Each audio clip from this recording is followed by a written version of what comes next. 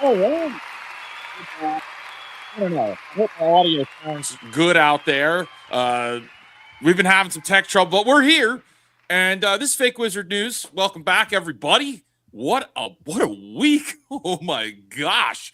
I mean, between everything going on in the world, everything going on in tech, everything going on in AI, and then to top it all off, the video game industry is at the teetering point of complete collapse. I am so excited for us to get. We're going to get into it today. I have prayed for moments like this. That's where I find this is great. Gabe over at Steam does nothing, keeps winning, and everybody else it's the dominoes are collapsing. The house of cards is coming down. Gentlemen, how are we doing today? Good. I don't know how to say anything other than good based on the introduction that you gave. Seriously, that was a powerhouse of an introduction. Oh yeah, this is a very exciting time, and we got a lot of stuff we got to cover now. We got some Xbox news. We're gonna get into. We're gonna talk video games, but we also got a lot of just a little bit of Xbox news. Just a little bit. It's a little bit of news. Yeah, just a little bit of news. But as we're gonna get right into the news because we have a ton of topics that we got to get through today, and then we're gonna jump to the chat in just a little bit. But Tom, take us through topic number 1 that's not game related yet.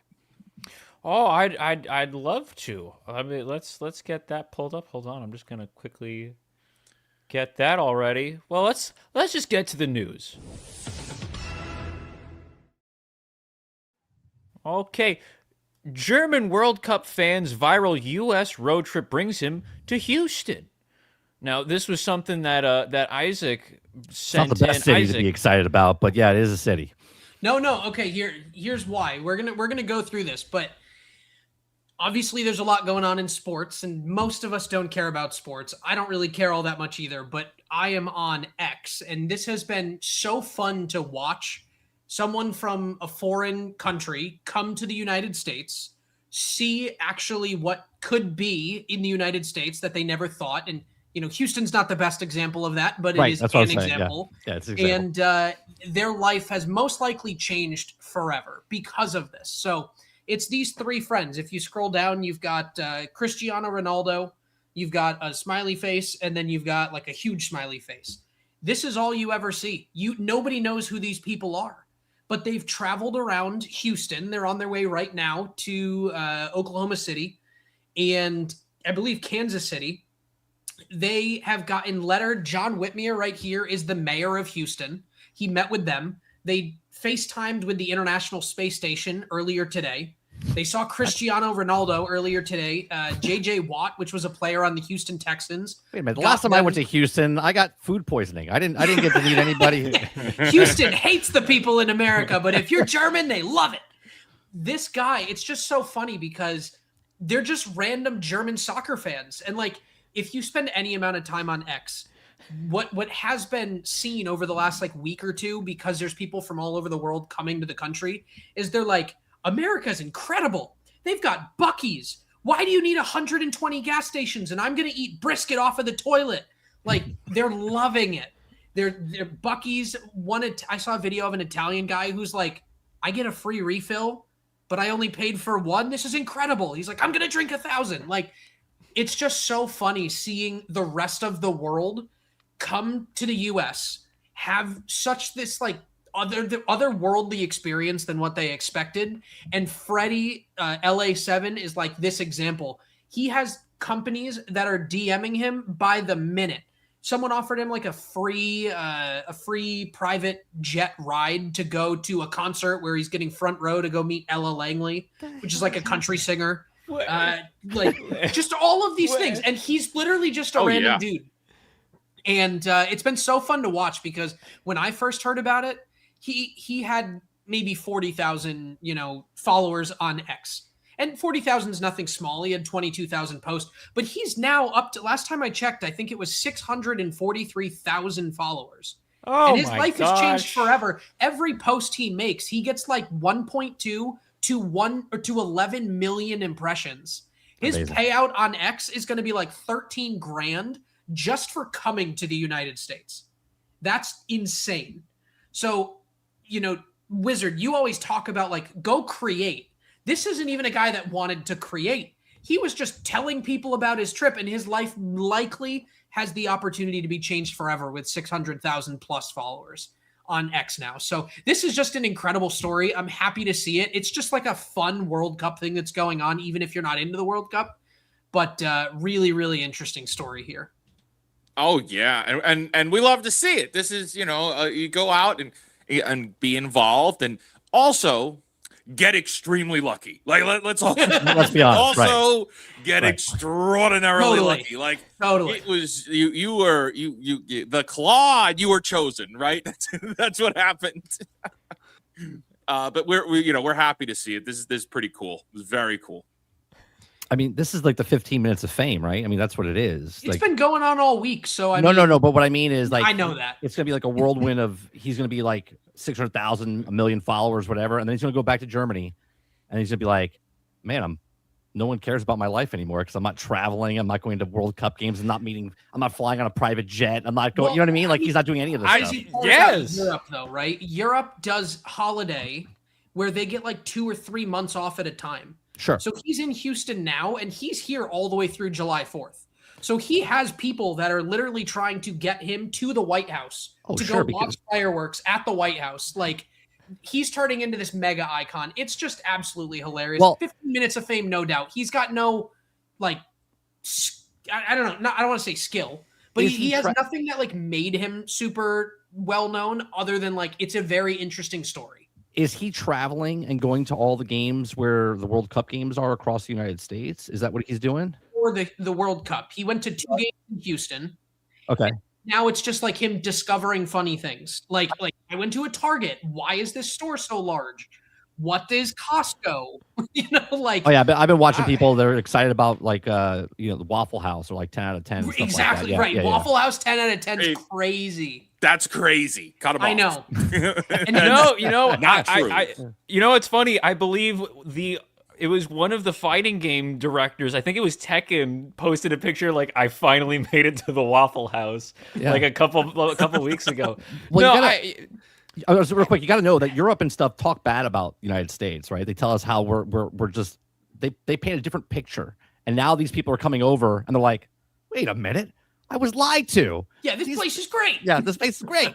They get private jets, and I get to meet the president. Yeah. Oh, there's always that saying of like, Americans, they don't travel outside of the country. They should go see other countries. They should be more worldly. It's like, have you seen the size of the United States? Have you experienced it? Have you driven through Georgia? I don't think so. Yeah, I could No drive one drives 9 through hours Georgia. directly No one west likes from where I'm at right now and still be in the same state.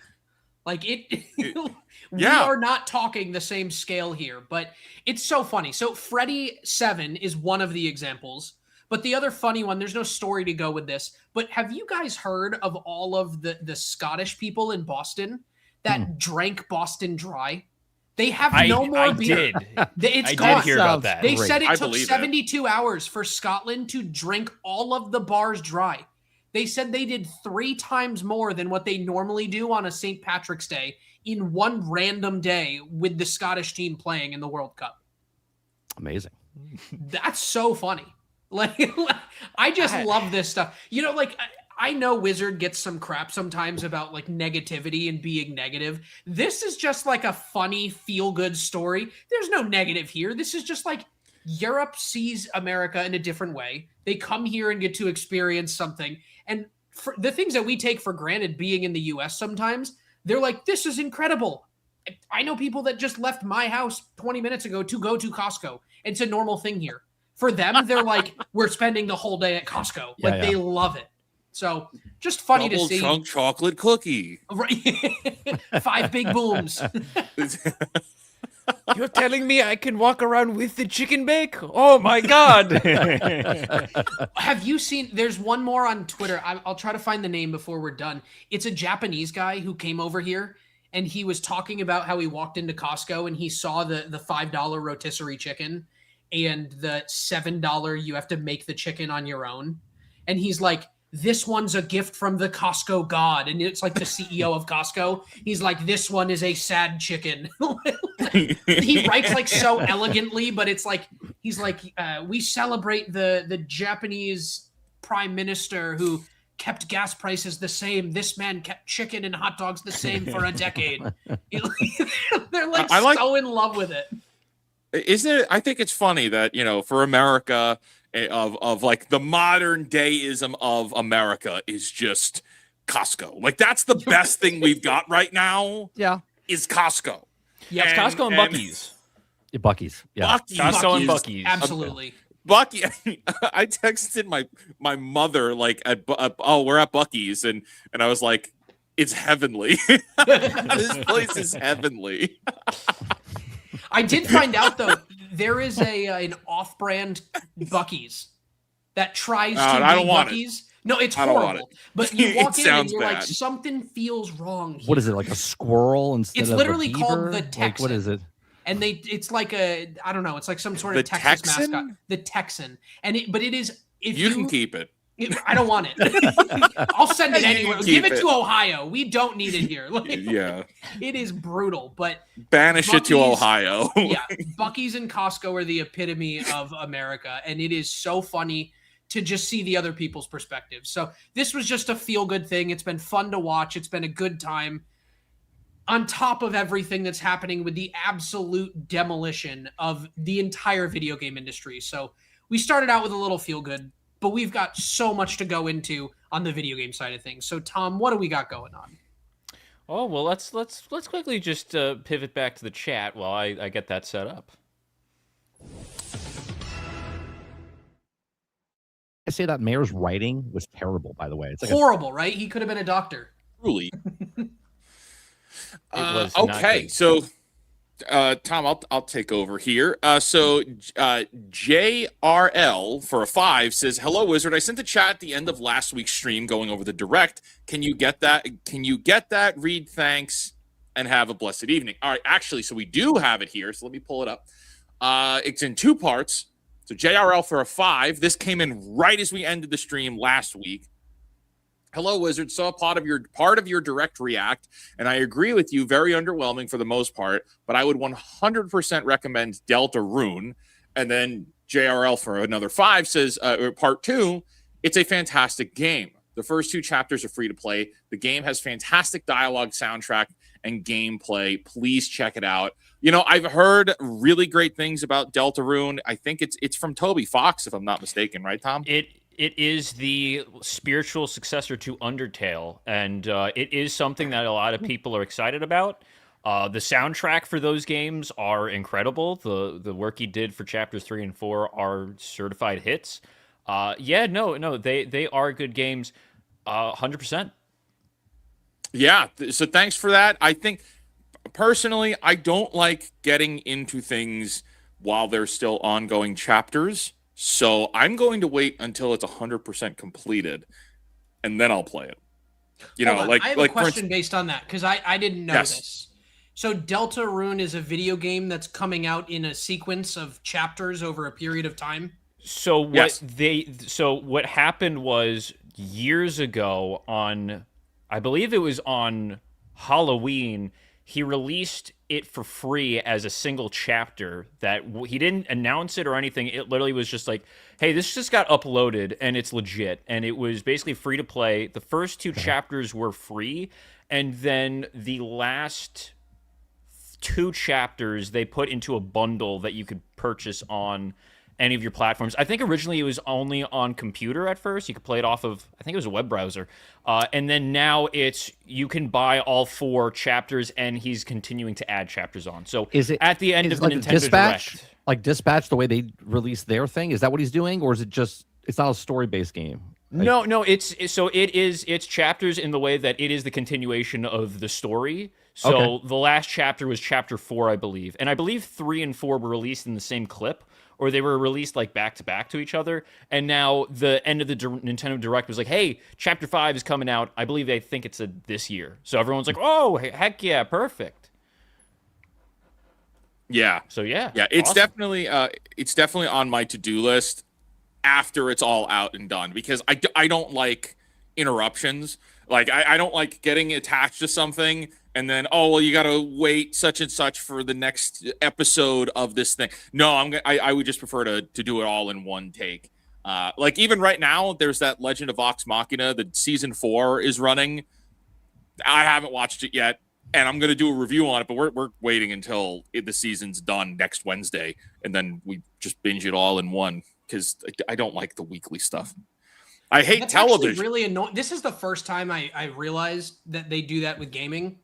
I knew they did seasons, yes. like I knew they did seasons with like Fortnite or with like Call of Duty and things like that, but I didn't realize they did like releases. I thought it was just different skins. That's super annoying. I like the games where it's all there on day one. I hate DLCs. So the fact that they do it like that's just annoying. I totally agree with you, Wizard. Yep.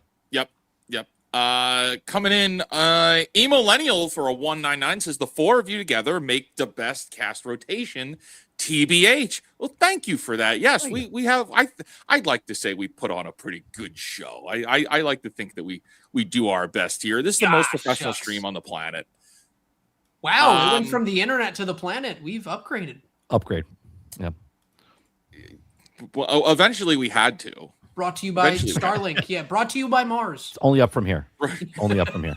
By the end of the year, it will be the universe. Yeah. Kevin Freeze sent a thumbs up for 10 joules. Thank you for that.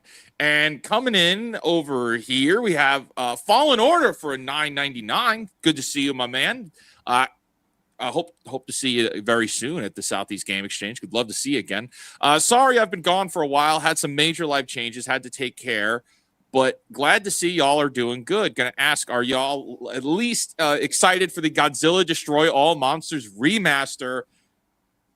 I hope everything is all right. It's very good to hear from you. Yes, very much so excited for Godzilla. 100%. And I hope Grand Theft Auto moves its date, because it.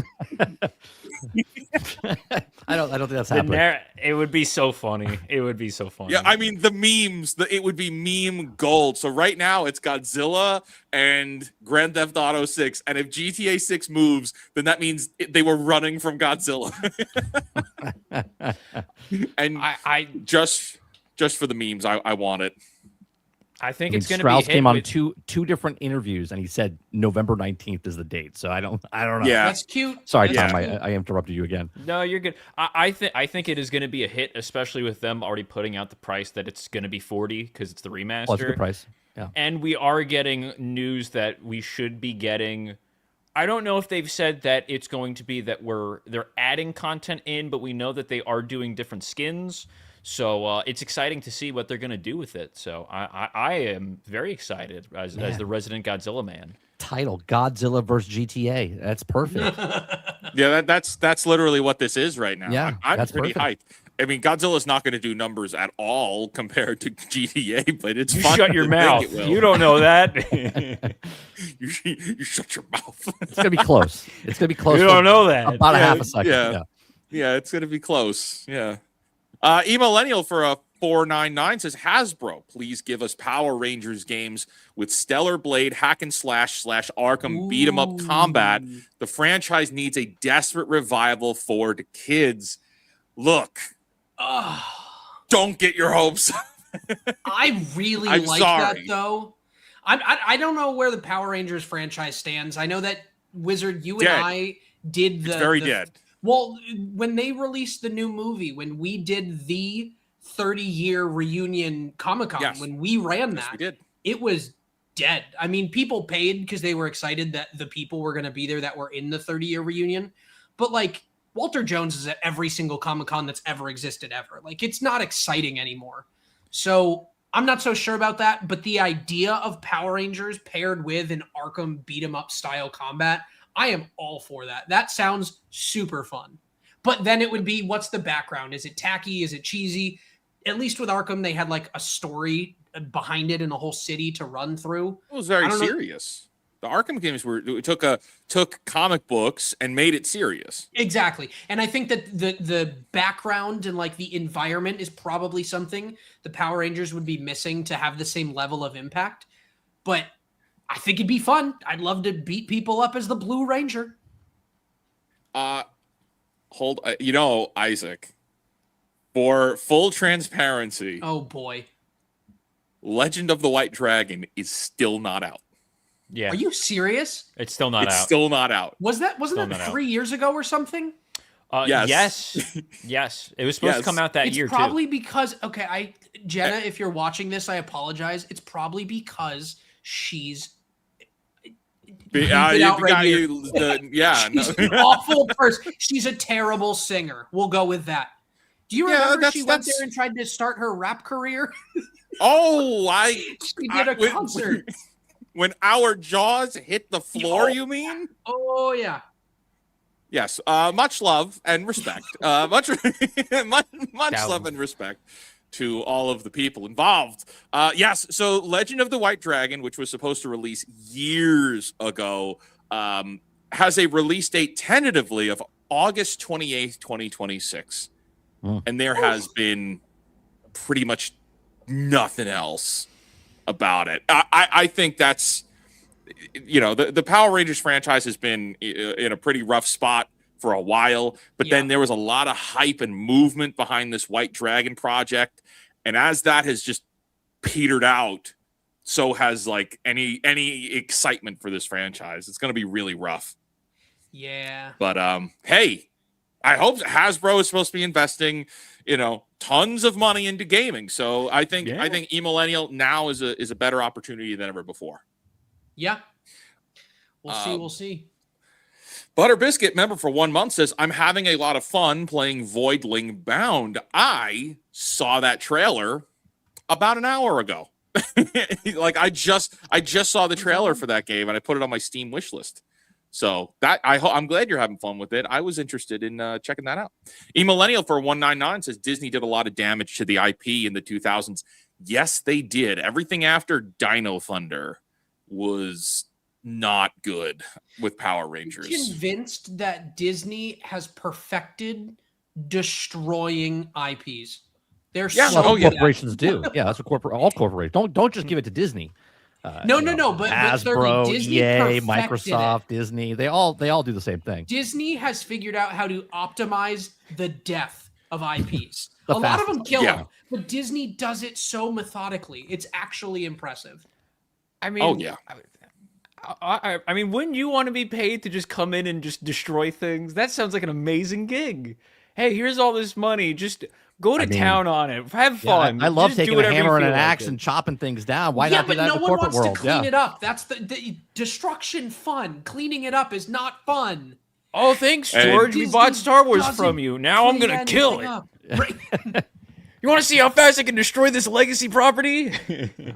You want to see me do it again? You want to see me do it again? I feel like there's a bet going on with like billionaires. They're like, I'll give you $1 billion if you can wreck it in 7 years or less. They're like, I got that bet. I'll take that. You're like, why? Why would you do that? They do it. Yeah, but like, every single IP. So have you ever heard the story? This is an Elon Muskism, but have you ever heard the story of him where he's like trying to explain how GDP works in the United States? No. And he's like, two politicians come across a piece of crap on the ground, and one's like, I'll give you $100 to eat it, and the other one's like, I'll give you $100 to eat it. They both eat half of it and change $100. No money was gained by either of them, but they said they created $200 in value.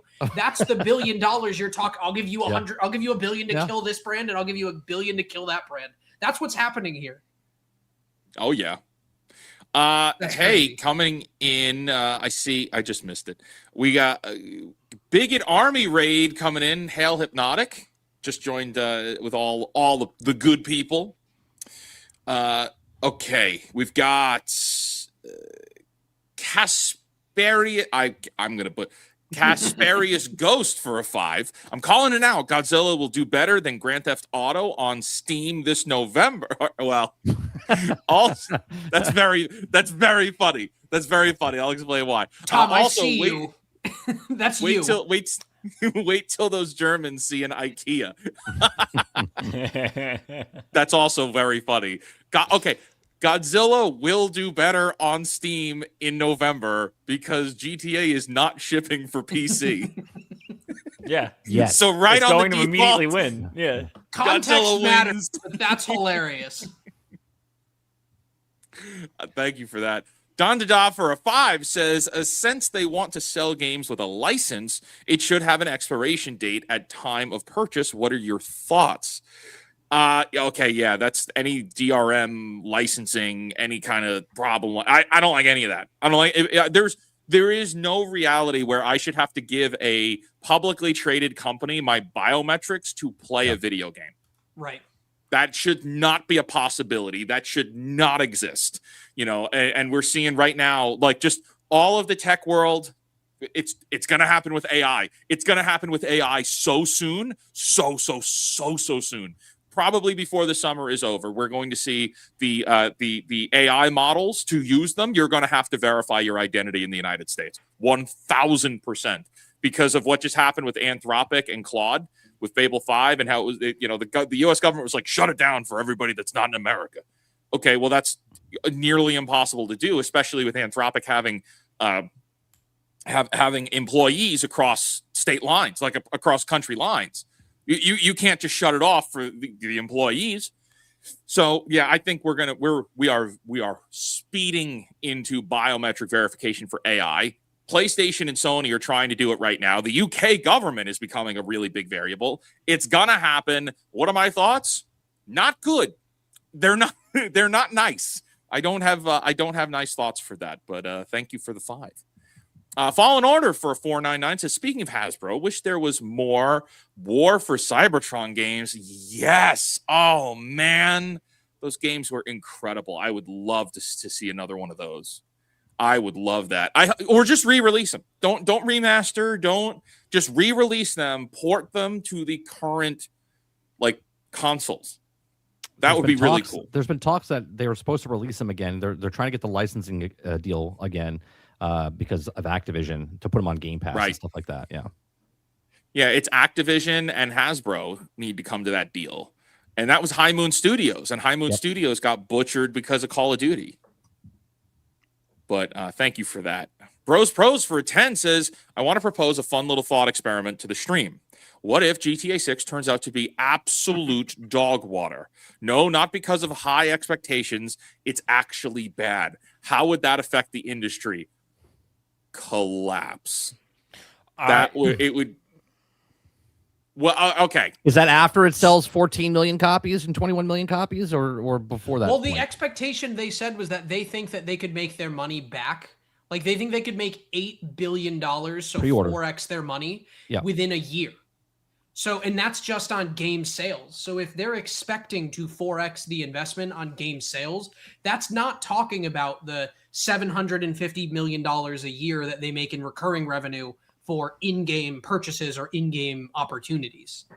I would also wager that even if it's bad, there is going to be such high level of cope amongst people that it's never, unless it actually ships out and it is unplayable, even if it is bad, people are going to defend this like they are defending their child. They are going to be defending this and it's never going to be a clean, this is guaranteed bad, because you will have the trades shilling for it. You'll have the social media people shilling for it. You'll have regular people shilling for it. I guarantee it would have to release and you physically can't play the game for it to be a total collapse, because people are going to go, this is great. I don't know what you're talking about.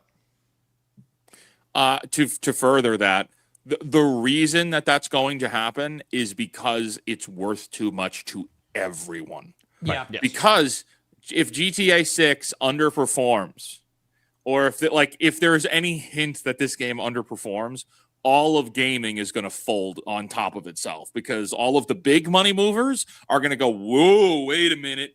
There's less value to be made here than we thought that there was, because this game is supposed to generate billions of dollars. And so if it's not able to generate that much, big problems ahead. See, I think it's going to break the Cyberpunk record of 8 million pre-orders before it even comes out, right? I think it's going to surpassed that. And because it surpassed that, even if the game, by his what if moment here, is a bad game, right? It doesn't really matter at that time because it's still successful. But then it'll slowly, like Wizard says, it'll start deteriorating, breaking the gaming industry down within, from the inside out now, instead of what's happening right now. Yeah, this game is, I don't want to say too big to fail on its own merits. It's too big to fail because everyone is going to be holding this thing up to make sure it succeeds. Thank you for that. The Gist with Jared for a 10. Thank you for that. It says, Wizard, found your channel from FNT and appreciate your insights. Congrats on the 2 years. Well, thank you. Any advice for smaller channels to grow and find their audience while working a full-time job? That's a really good question. I think the most important thing I could say is have something to say. Have something to say.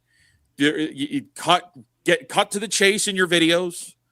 If you we stream here, and I stutter, I stumble through what I'm talking about, but this is more of a hangout, more of a conversational, so it's okay. It's natural. If you're doing just videos, the people watching them are not going to be as lenient on that stumbling, that conversation, because people that are watching a video are not interested in a conversation per se. They're not interested in the conversation style. They're there to be entertained, which means turn my brain off, or educated, which means they need to be able to hyper focus on what it is that you're teaching them or educating them on. So those are, I hope that helps, but you got to have something to say, and you got to refine your message in a way. And maybe that is entertainment, maybe that is education, but you have to position that and frame it in a way that people can't click away. They have to watch and they have to listen all the way to the end. But thank you for that. Thank you very much. All right, gentlemen, we've got a lot of topics ahead, and just as we're getting into that, guys, we have a super chat goal for the night, and if we hit it, we're going to do an AMA open to the public here, and that'll be a lot of fun. So we're halfway there already, and we've got the whole rest of the show ahead of us. But Tom, let's talk Xbox. Let's get to the news.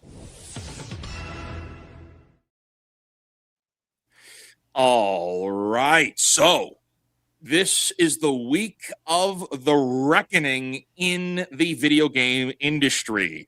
News has been sweeping across Twitter and social media that Xbox and Asha Sharma and really the entire leadership team over at Xbox are cleaning house. Now, this graph that I have up here, I have gone ahead and marked myself with basically the rumors that we've gotten so far. You'll see that there are X's over things that are very clearly on the edge of the chopping block. It is very likely that these particular studios don't live to see the end of the summer, at the longest, the end of the year. But there's definitely a lot to be said here for these companies. So of the Xbox game studios, we have Compulsion Games is very much on the chopping block. Double Fine is on the chopping block. Ninja Theory is on the chopping block. And what's funny about Ninja Theory is just a couple of days ago at the Xbox showcase, it was revealed that they were shipping this new game, which we then find out was shipped with the knowledge that Ninja Theory was still going to be shut down. Xbox and the leadership team shipped that trailer with the intention of inspiring investors to come in and buy this studio. Dirty. That is dirty. Nuts.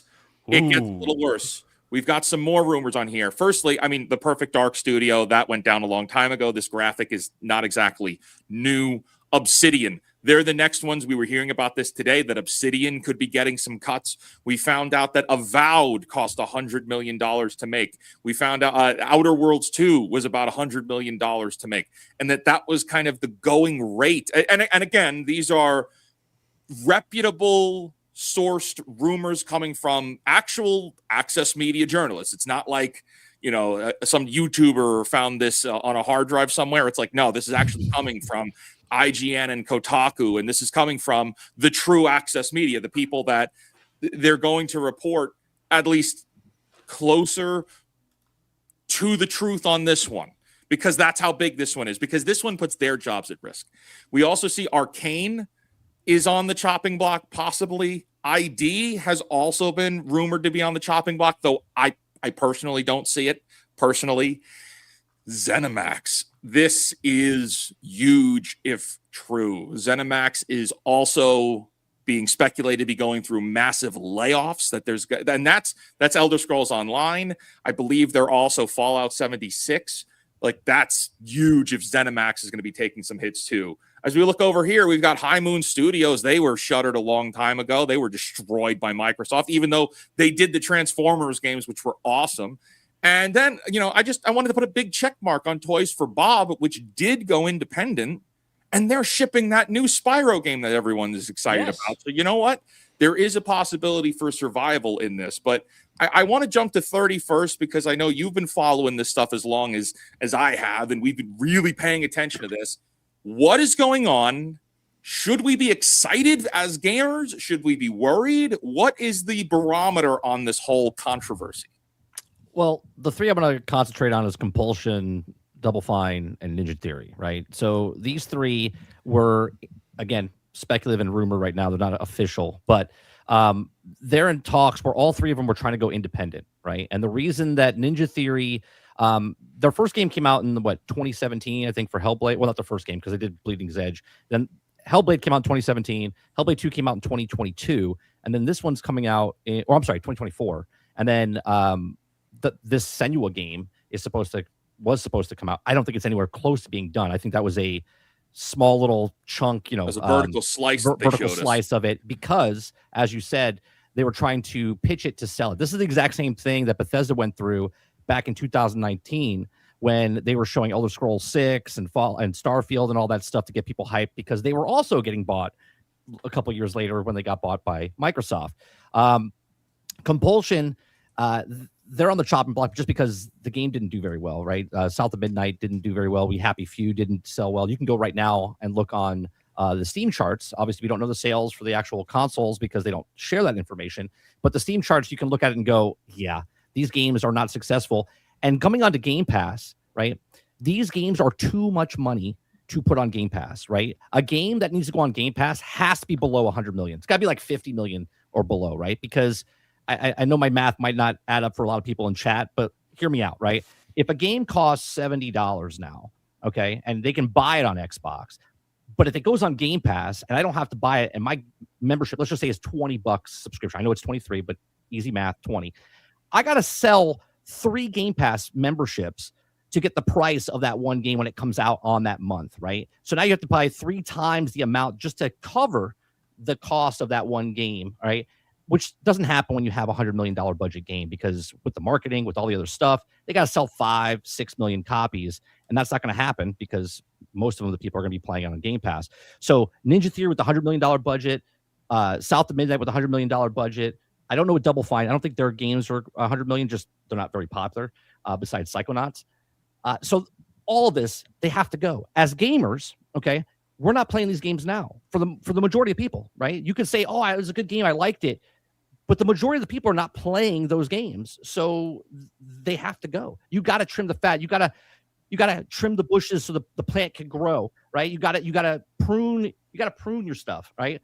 So that's what they're doing. I know it's bad. People are losing their jobs, but this is dead weight on the company because they're not making the money on what they're spending on these companies. Yeah, absolutely. And Isaac, just to follow up on that, what 30 is really referencing here is returning on investment. Mm-hmm. And so this is Microsoft. They've got the unlimited money glitch, but it seems like we've come to a point where you can't just do everything for free anymore. It's time to pay the piper. What are corporations looking for when it comes to return on investment? I mean, as weird as it sounds, it feels like we are in the .com era again, but in video games. And what I mean by that is, with the .com era, they told all of these major companies, you don't have to make a profit. People are just going to invest in the company for the heck of it. These studios or these companies, they don't even care about losing money on these games anymore. It's weird. They're spending $100 million. putting it onto these systems where people can just buy a monthly pass. They know they're not going to make their money in return. And then they're just like, let's just kill the whole company. And you're like, hold on, and when I say company, I mean studio. But like now they're killing off these studios with hundreds of millions of dollars of basically dead weight on the books, that they're just like, whatever, because they write it off at the end of the year. It doesn't matter to them. But realistically, this is a bigger issue, not just with the video game industry, but like industries in its entirety. When you have these top players at the top, like an oligarchy structure where there's like a few top players and they just buy up all these little ones, all the competition really kind of disappears because they own all of it. And then like compulsion on its own could be great. Ninja Theory could be great. So the idea of wanting to go individual or independent sounds awesome. But the reality is, I don't know that would ever happen, because that would basically mean that Microsoft would have to eat the loss of these and then allow them to go individual with basically a clean slate. Because if they're going independent on their own with $100 million loss to start, they're too far in the hole. They could never recover from it. So that's the problem that we're having. But you specifically mentioned ROI, return on investment. They're not making games for return on investment. We talked about GTA 6. There's money to be made with GTA 6. That's why they know that they can put $2 billion into the development of it over 13 years. But for a lot of these games, they don't know that they can make this money. We're getting reports that they're spending hundreds of millions of dollars on games, and then they sell like 25,000 copies, 50,000 copies, and they're like, we made $8 million. It's just a $96 million loss, a $90 million loss, whatever the number is. It's not sustainable in the long run. So I'm not surprised that this is happening. I'm disappointed because it's just going to keep going. But I mean, a lot of these, they've made great games, or they have potential to make good games. I think we'll see better games if they're allowed to go independent. But Microsoft does have that unlimited money glitch, and they're going to, it seems like, just let it keep going and keep going. Real quick, the problem with Microsoft and Game Pass is they have these first-party studios, but they're spending too much money to put them on Game Pass, and they're losing money. Where if they pick up a game like Power World or Expedition 33, they're just giving them, let's say, $10 million to put it on Game Pass, or I don't know the number, but they're just paying them a one-time fee. They put that on Game Pass, and that's a win-win for them because they didn't spend $100 million on that game, right? They only spent a fraction to put it on Game Pass. That's a big win where they're taking hundreds of millions of dollars to take these games that they're making in studios that they own, and they're not making the money back. So they're losing, right? It's like when Disney teamed up with Sony with Spider-Man, when they brought Spider-Man in the MCU. Yeah. And they made more money off Spider-Man doing nothing just by the license of making $250 million than they were off of Shang-Chi, Black Widow, and all those other ones when they were making them in-house. But I think that's the problem that we're having, and it's happening in Hollywood, and it's happening in, there's not like a Hollywood for game development, but it's happening in both of those spheres, right? We have people that are just like throwing money to things, and they're just like, whatever, it didn't work. We don't care. We'll just keep going. But the problem is, like, people just want, like, it did work. If we look 15 years plus ago, video games worked.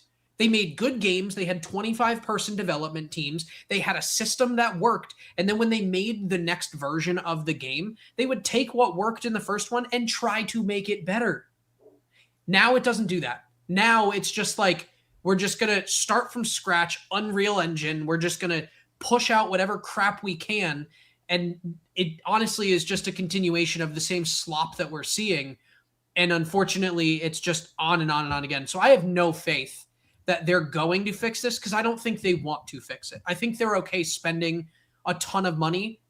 I think if we pulled out the CGI from entertainment, we decrease the cost. If we pulled out 200, 500, 1,000 person development teams, we could save on cost, make stories better. And I know that it's not necessarily video games, but like we see it with a lot of these indie movies that came out, Obsession. Like, it works. People just want good stories. It's the same with video games. So I think there is potential. I just think that we need to stop putting our faith and trust in these kind of companies to be able to give it to us. So I wanted to just pull up this tweet here because I think it summarized what everybody else is kind of talking about and what all the trades are running with here. So we're now getting, because people are talking, which means that the people that know the truth are also talking. We see, so South of Midnight and The Outer Worlds 2 reportedly had a budget of around $200 million combined. And according to entertainment lawyer Simon Pullman, South of Midnight budget was around $100 million and sold around 500,000 copies at a price point of $40. So think about that. It was $40 price point. The Outer Worlds 2 budget was $100 million and sold around 1 million copies. Mind you, this was a $70 game, but this was the game that tried to ship for $80. Yes. $100 million budget puts it in the same conversation as some of the industry's biggest AAA releases, which feels hard to believe given the scale of the project. At this point, some people are going to start joking that it looks more like money laundering than game development. And yes, I mean, I've seen it in the chat here. I've seen it in the comments on my videos. Like, people are making the joke like, oh, this has to be money laundering. Now, I'm just a fake wizard. We don't have evidence of that. We can't make that claim. That is a legal thing to make a claim about.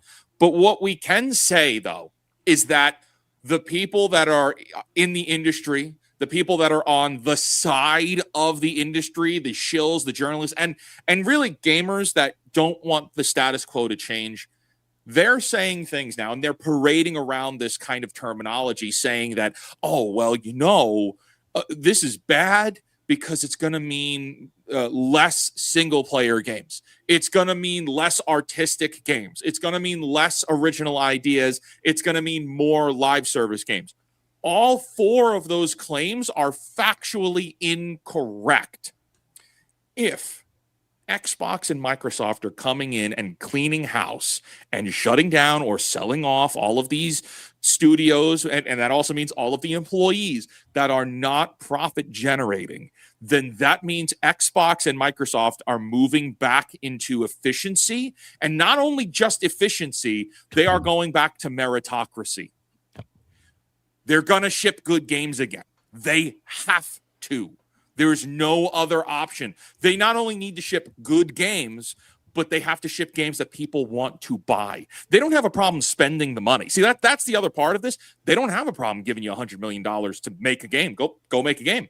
But it better generate hundreds of millions of dollars for the money invested. You need to return on investment. Tom, are there any Xbox games that you're playing right now? Could you say any of these are worth playing at all that are out right now? Personally, no. I had a couple of years where at intervals I'd maybe play Sea of Thieves with somebody, but that was very brief, and that was also a one-time purchase. It did that. Nothing out of Xbox recently has really piqued my interest that I'd want to pay for it. But I think your whole point about meritocracy and cost of everything is very showing, especially when you look at everything that just happened with the announcement. I think it's very funny that a week ago now we were reading Asha's statement about moving forward with Xbox, and now we are seeing in real time her applying that rhetoric with them cleaning house here. But you just showed South of Midnight, $200 million, Outer Worlds 2, $200 million. I think it shows how much faith they're putting into the new Gears game, because the Gears game has an estimated budget of around $400 million, and that's day one Game Pass. That's crazy. They're not going to make that money back. Which, as we just went over, it's like, hey, yeah, they're probably not going to make money. The fact that they spent this game's going to be double what these games were. So $400 million is basically two of these games, and it's day one Game Pass. It needs to sell 8.5 to 9 million copies on that price at $400 million, and that's including Game Pass and not going to PlayStation. Yeah, because it's Xbox, and I believe it is on Steam. But it's on Steam and Windows. Yeah. Yeah. But that still is a very, very big. That's a lot. That's a lot, especially when it's supposed to be the whole like, oh, we're putting all of our faith into this. If they're cutting studios because they're not hitting their metrics, we're dropping a 400 million, and that's going day one Game Pass. The best-selling Gears ever was 6.7 million copies. But and the franchise is ruined now. Inflation would take it from 6.7 to 9. Yeah, but they didn't have Game Pass back then, right? It was Right. 6.7, and they didn't have Game Pass, and there was 85 million consoles out in circulation back then. Now they don't have that. They have 28 million consoles, and the rest is on Game Pass, and the other people are playing on PC. $400 million is insanity, especially since the last one cost 140 or 150 million. How in the world did Gears 5 or 6 now explode so much? Like, I know they worked from the ground up, but come on, $400 million for this game, you're never going to make your money back. I just, I'm going to say something, and it might sound crazy. I might be the only person that feels this way, but since Microsoft put Asha in charge, I feel like they've always made strategic decisions to kill Xbox. I think this, putting her in charge, having no experience in gaming, seems to me like they're trying to get the company to a place to stop the bleeding. It doesn't feel like they're trying to reinvigorate gaming. It feels like they want to stop the bleeding just enough to sell it off to whoever that would be. I don't know who would buy it, but sell all of it with something to someone else, make it someone else's problem because they're losing so much. Asha's not a gamer, you can't bring people in that know nothing.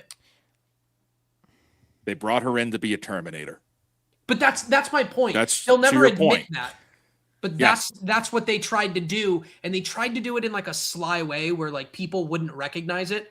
But like companies that are worth $4 trillion like Microsoft don't make stupid decisions like this on purpose for this period of time. This was intentional and diabolical.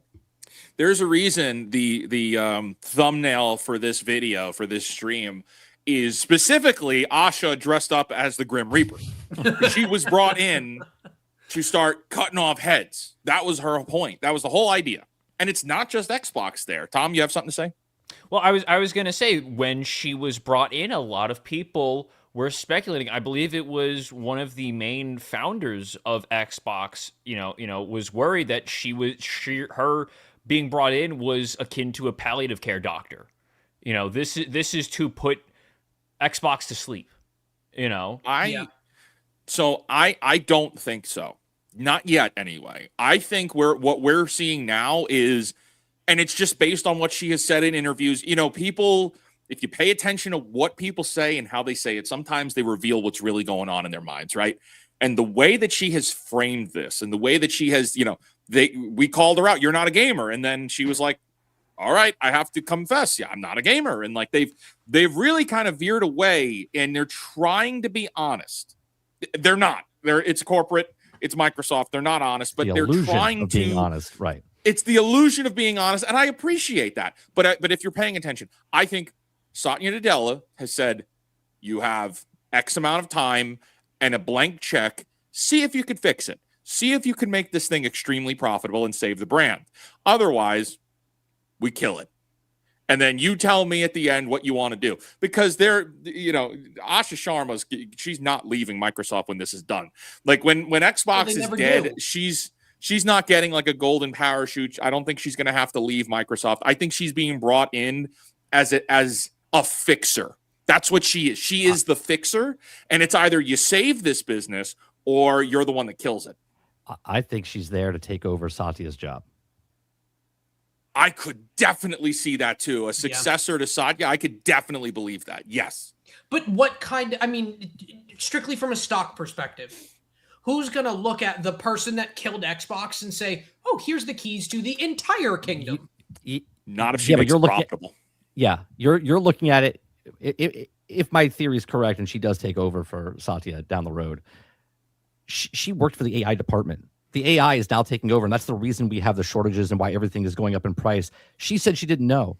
She was part of that industry before she moved into the position she was in. She knew that stuff was going up in price before she even took this job. She's known. Right? They've known before we were talking about it. They've known for a while. So I don't think she's there to really destroy it. I think she's there to earn her stripes for the investors and whatnot. And if she can show that she can make a turnaround of stuff, that's when she gets the nod. Because Satya's older, right? He's up in that age where he's ready to retire. He's the same age, I believe, as Phil when he just retired. So he's there for maybe a couple more years, and I see her lifting up. There's one other guy, I can't remember the guy's name, who's up in the running as well to take over for Satya. He's been there with the company for like 30 years or something like that. So it makes a whole lot of sense. But real quick, there is another side to this video game apocalypse story, and it actually comes from the other kid on the block. It has to do with Sony, and it all ties together here because and that's how we know that there is big changes happening across the industry. There's a lot of competition and people are duking it out in the streets. Here we go. We've got Bungie is set to lose roughly 400 staff in summer layoffs, as it's claimed. So that means Bungie's feeling the heat now too. Now, yes, Bungie has a lot of other situations going on, but that's not all because there's more to this here. We've got over here, Sony's latest PS5 exclusive Soros isn't selling as well as you'd expect, analysts claim. And there are some people who are saying that House Mark, who the producer of Soros, may also be going through Sony-bound layoffs as well. So that's crazy if so. If that happens, that's bananas because it means Sony's feeling the pinch too. So it is not just an Xbox problem. We are seeing the squeeze happen across the entire gaming industry. But to be honest, this whole thing feels self-inflicted from top to bottom. It is. There it is. so Absolutely. much Absolutely. bullshit that Xbox did, that Sony did, that Nintendo did. It's like annoying because if they just spent, I mean, the fact that they can't even properly like look at what people are saying about the problems they have with the systems, the games, all this sort of stuff.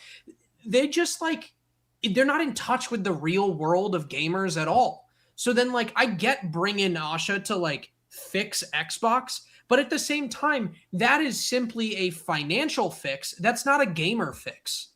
There are ways to fix this. Like, think about early 2000s. And I know we're not in early 2000s anymore. A lot of things have changed with Wi-Fi and playing online and that kind of stuff.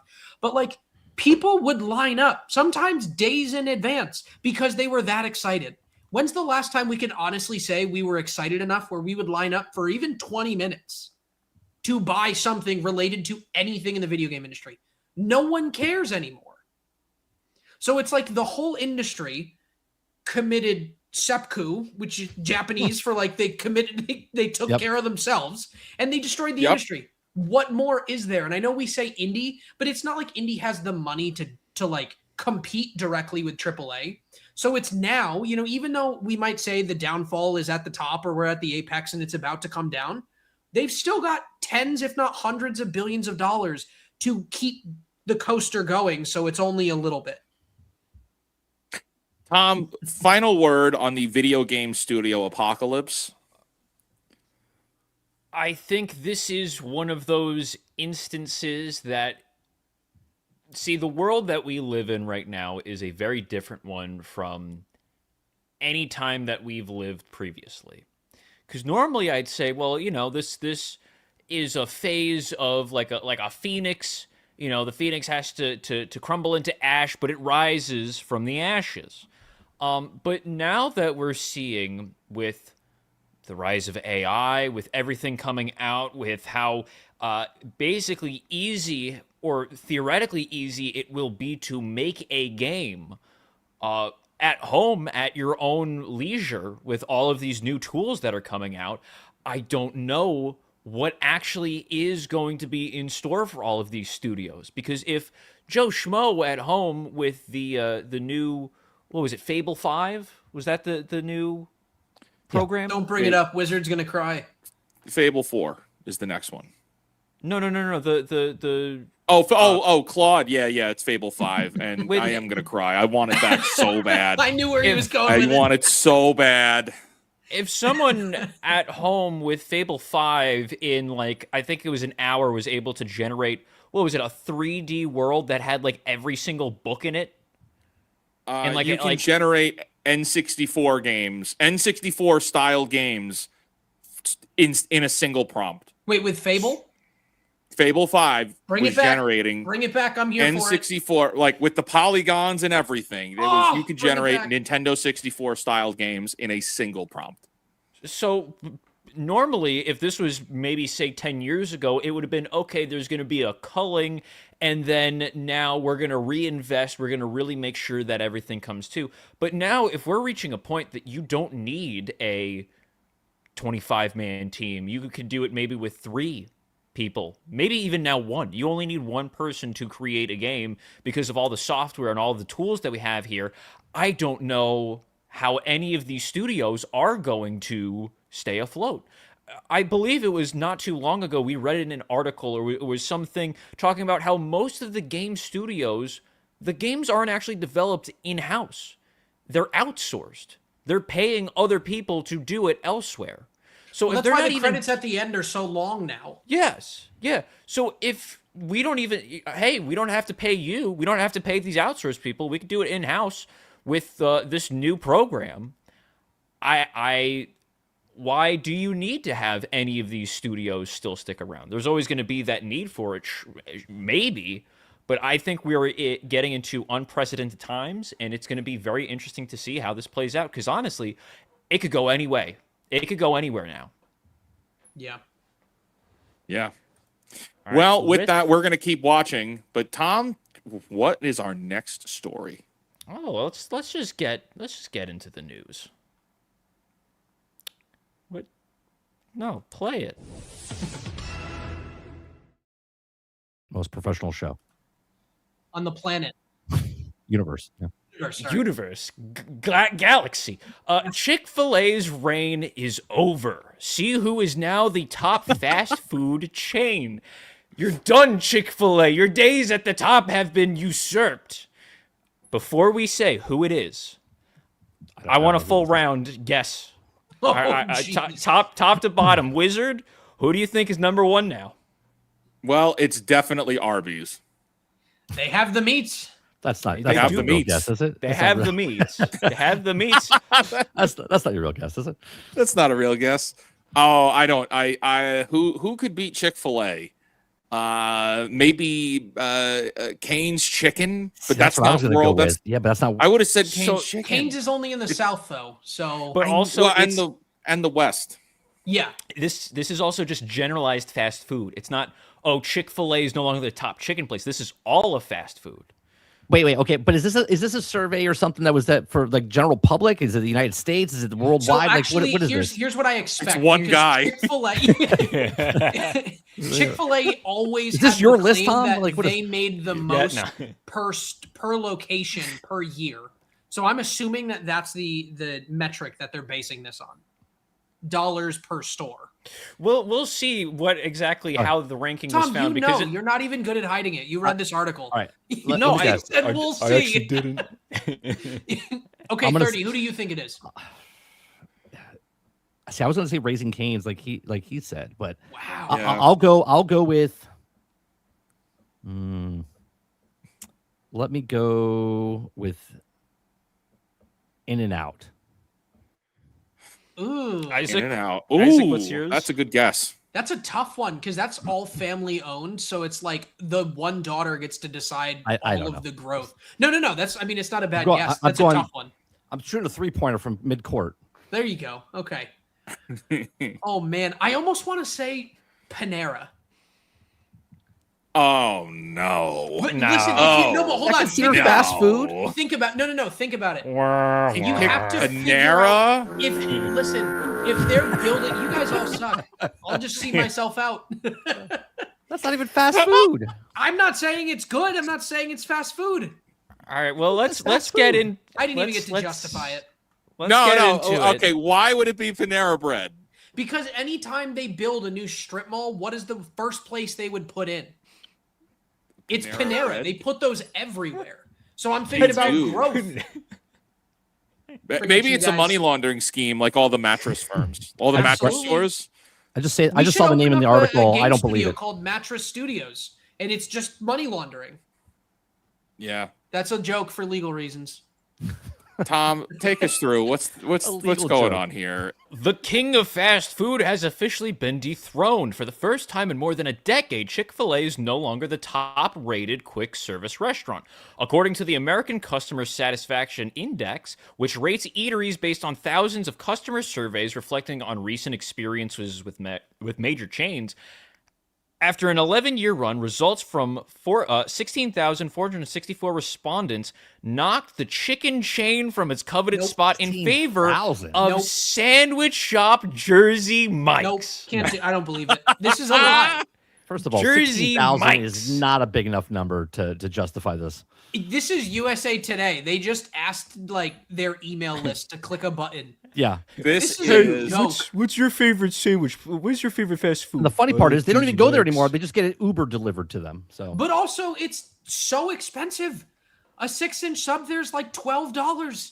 That's disgusting. This place it's a good sucks. sandwich. No, it's not. it's a lot for an It's a inch. good sandwich. And it's Jersey. It's the only good thing out of Jersey. Well, apparently they were commended for their freshness, food variety, and value. They secured an ACSI score of 84 out of 100. So, Pretty low. 84 out of 100 isn't that the technically a highest. B? Isn't Yeah. that a B grade score 84. wise? That's a B minus. Yeah, it's a B Actually, minus. in today's world It of could be an A education, now. that's an Who A knows? plus. Yeah, But in an A plus. the education world we grew up in, that's a B minus. Yeah. So the number one is a B minus in fast food satisfaction. So all right, that's where they got it from. They have the top 15, and I wanted to just scroll. So top with an 84 is Jersey Mike's. Technically, it's a point. It's a point above Chick-fil-A. It's not like It's only it's one. Jersey Mike's has come in and taken Jersey Mike's Chick-fil-A's break the boat. lunch. No. You see what number 4 is? Panda. And Well, here's what's crazy. Jimmy John's is number 3. It should. Me and the Wizard went to a Jimmy John's recently. It sucked. It was terrible. It sucked. I hate It Jimmy was John's. not sucked. good. I don't know how Jimmy John's is number 3, and that's how you can tell that this list is kind of BS to begin with. Because let's be honest, who's leaving reviews for a fast food chain? First of all, the real crime is Subway at 79. What's going on here? wait, you think Subway's that's a too high or too 79? low? That's too high. Yeah, no, I That's agree. way too high. It All should be in right, the 50s. So it's first it's Jersey Mike's, then Chick-fil-A, Jimmy John's, Panda E, and KFC. KFC being number 5 is insane to absolute me. Crap. That's insane to me. I can't remember the last time I went to a KFC. No one. Where was this test done? Outside of Jimmy John's. Or I'm sorry, outside of Jersey Mike's. Outside of Jersey Mike's. Excuse me, we're doing a survey. I just want to make sure which one's better, Chick-fil-A or Jersey Like, Mike's? Jersey What Mike's. All right, thank uppity you. Sounds New like they Jersey said, we'll town give you did a they free do this sub. in? If you I fill don't it out, know. we'll give you a free sub. That's it. I don't know the last KFC I went into that I didn't feel like I needed to shower after. Like KFC is kind of gross the last couple of times I went. And then what's crazy is so that's the top 5. It's then followed by Papa John's, Pizza Hut, and Domino's. So the next 3 No. are the That's an pizza awful chains. order. I don't believe So this. 6, 7, and No. 8 is Domino's. Wait, but those Raising are, look at the Cane's. score, though. KFC, Pizza Hut, Papa John's, and Domino's are all 80. So they're all technically on the same level. Were these mail-in ballots? This was done in Los Angeles, yeah. To my understanding, this is Yeah. basically like the Rotten Tomatoes scores of the communal restaurants. Yeah, I And want to then see the food The Jersey critic Mike's scores. votes were dumped in at 1 a.m. And then this is Starbucks so is bad. number 10. These scores are just, Starbucks. how is I'm the surprised top Starbucks three? is not lower. They put Little Caesars on here? Little Caesars is 15. That Dude, McDonald's is on. McDonald's isn't on here. Wendy's it's not isn't on on here. there. Taco Bell isn't on here. Little Caesars is on here. Culver should be higher on this list. Culver should be higher. Absolutely. oh my gosh. I'm actually Culver's- disgusted. There's no Five Guys. There's no Okay, What Five is Guys this is list, good. They Tom? price Where did you get themselves this out, list though. from? It's USA Today. USA Today, man. Look, USA Today. Stop the count. No McDonald's in sight. No McDonald's in sight. Do you know what this means now? Chick-fil-A is going to have way more employees now outside of the thing, and they're going to have like 4 drive-through windows now. It's just on top of Jersey Mike's. The managers at Chick-fil-A's are bringing their teams in, and they're like, now we need to get that score back up. We're going to be damned if someone from Jersey is going to take it. If we lose again, I'm taking the bullwhip out. They're a Christian organization. They would never say, we'll be damned. That's right. They say, we'll be darned to heck if we can't say my pleasure more than Jersey Mike's. That's right. They'll take a knee, they'll have a prayer, and then they'll get it back up there. Dear Heavenly Father, crazy. Please smite Jersey 84, Mike's. though. Come on, Chick-fil-A. You got an 83. You got to get that number up to the 90s. What's going on here? Yeah, the fact that we're fighting for a first spot as an 84 is really concerning. I feel like we're talking about Sony and Xbox here, but just mid-tier games. Like, what's going on? I still, as a representative for Panda Express, I like we're good with number 4. I remember when we went to Panda Express here, Wizard, and they had the AI, and you're sitting next to me in the car, and the AI comes on the computer screen, and they're like, "Hello, what can I get you?" And you're like, "Shut the hell up! What is going? This is an AI. This is the future." I'm like, "Dude, take it easy." I told that story to someone yesterday.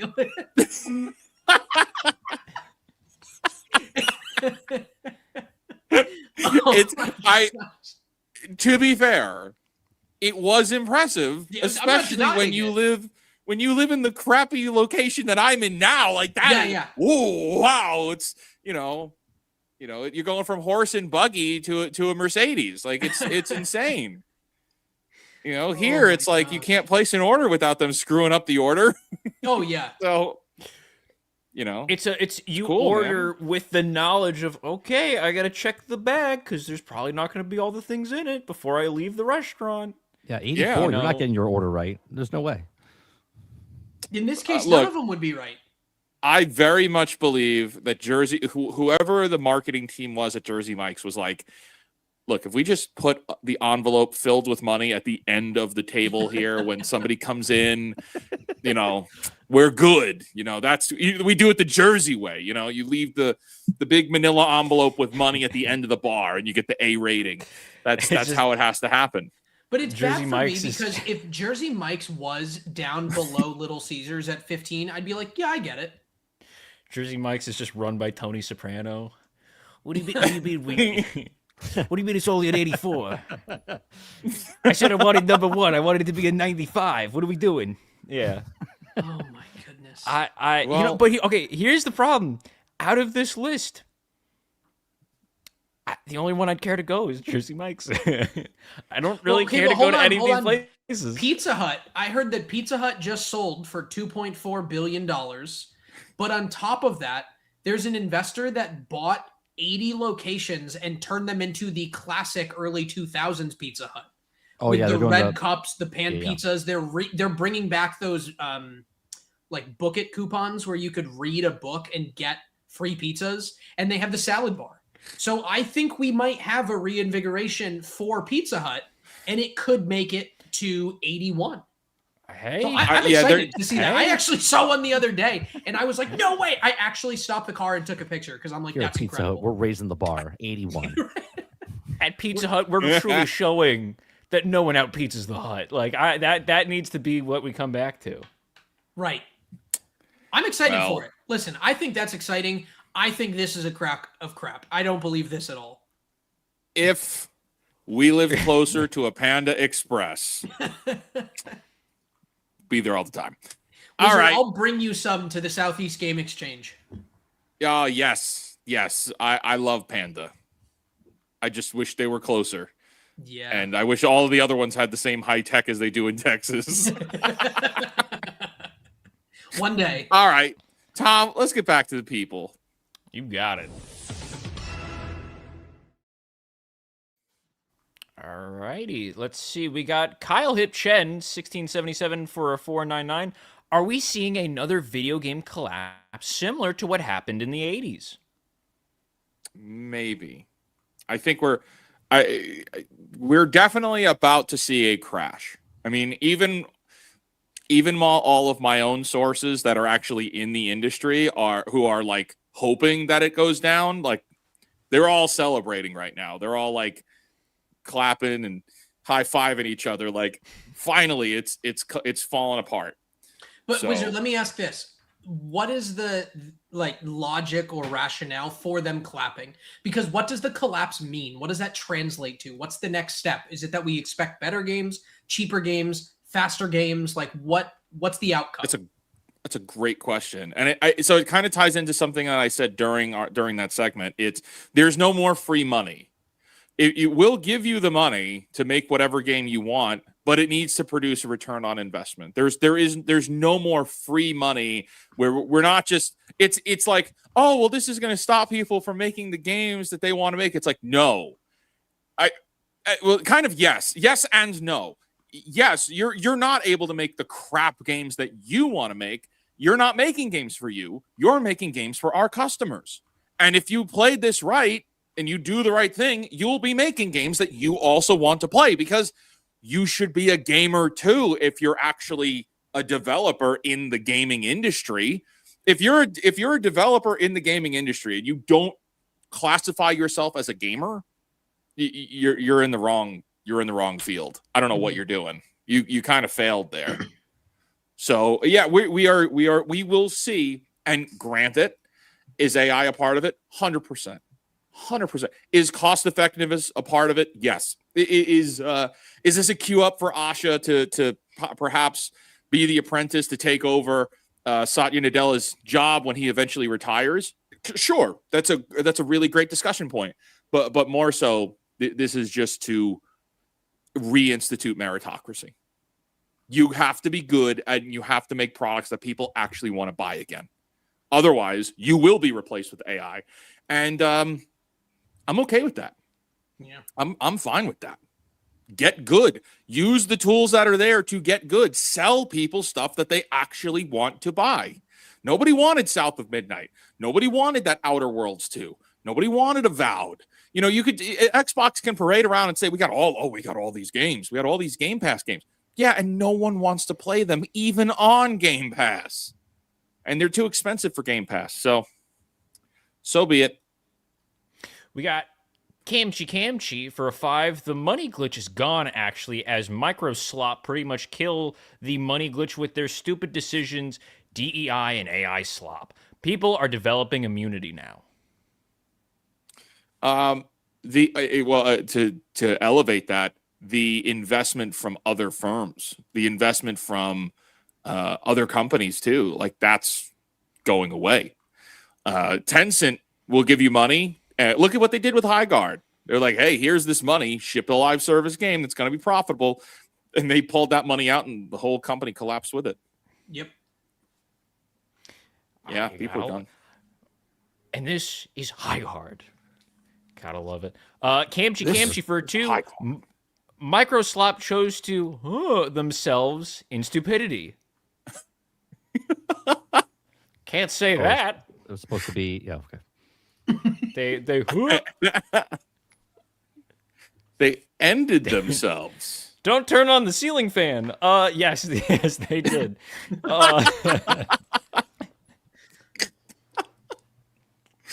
Oh man. Yeah, they over did on the to channel. Themselves. Over on the channel, we got Oslo Time sent the thumbs up for 10 joules. Thank you for that. We got Crochel Black for a 5.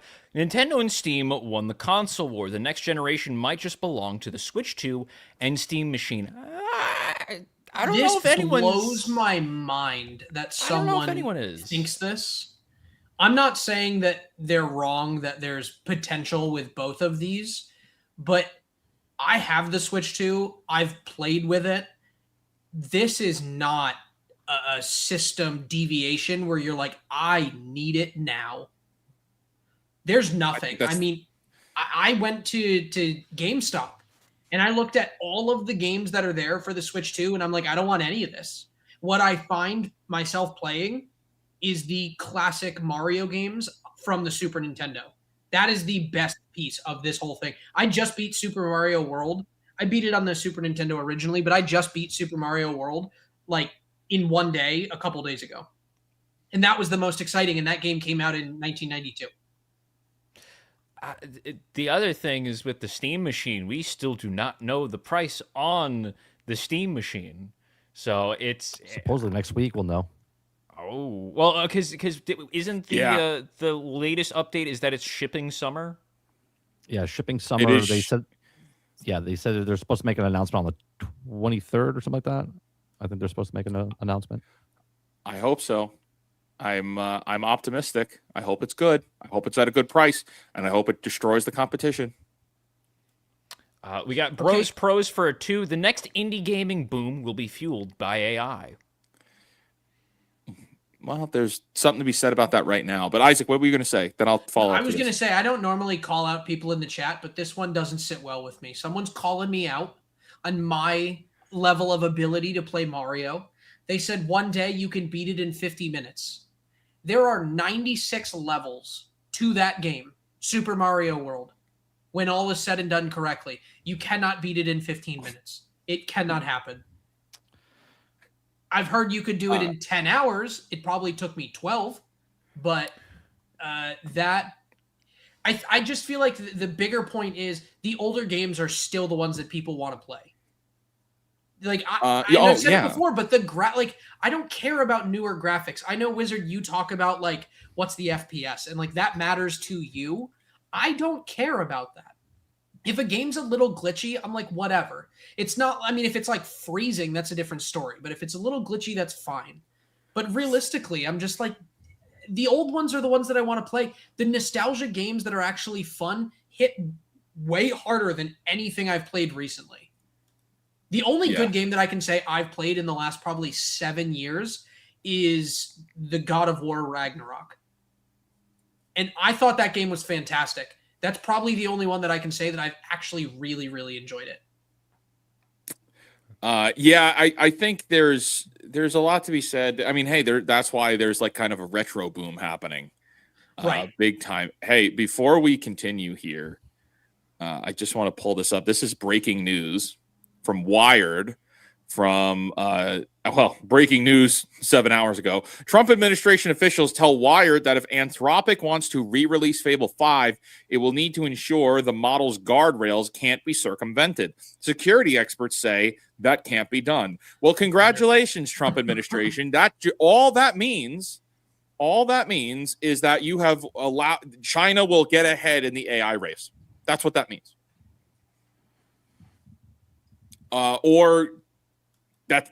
That's just it. Fable 5 was the greatest model ever put on the internet. And for you to take that down and try to put these guardrails in play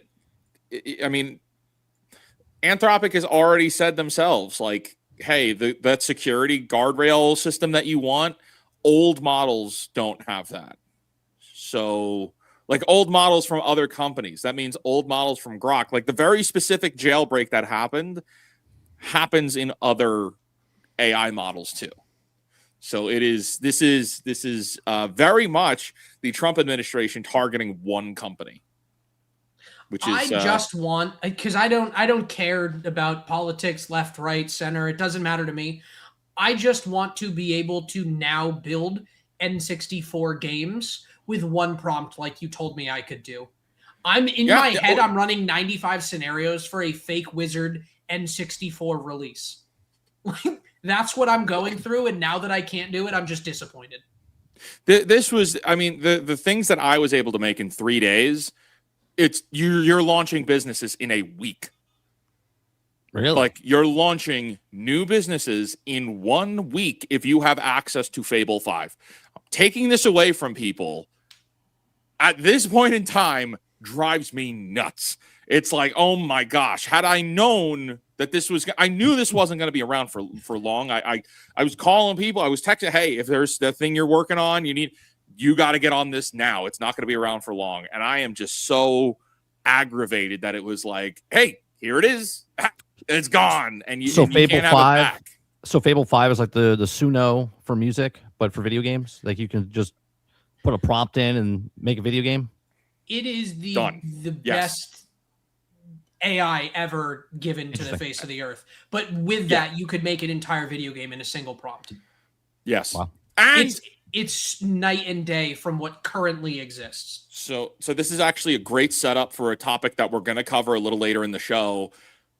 It ties into the new Unreal Engine perfectly, but we'll get to that in a little while. Tom, I'll send it back to you. Let's Yeah, so get back to the people. I mean that does follow through with, with Bros Pros saying the next AI, next indie gaming boom will be fueled by AI. There's a very high chance of it. And, what? With this, I want to go back and I want to make sure that I believe it was Expedition 33 that got their Game of the Year award revoked because they used AI. I want to almost. It wasn't Game of the Year. It was something else. I think it was an Indie Game Award. Something. I didn't mean to cut you off. It's just we had to be specific on that because people. No. That's I thought it was Game of the Year, but one. maybe it's not that big a deal. But either way, they lost an award that they had won because they used AI for like the scaling of the game. It wasn't even in final production development. If the next generation of gaming is going to be AI, I almost want to give them the award back with like an asterisk or a parentheses or something, because it seems like that's where everything's going anyway. And it almost seems like that was the turning point where people were now like, we're okay with AI being put in video games. We don't care. We just want good games. Yeah, I would.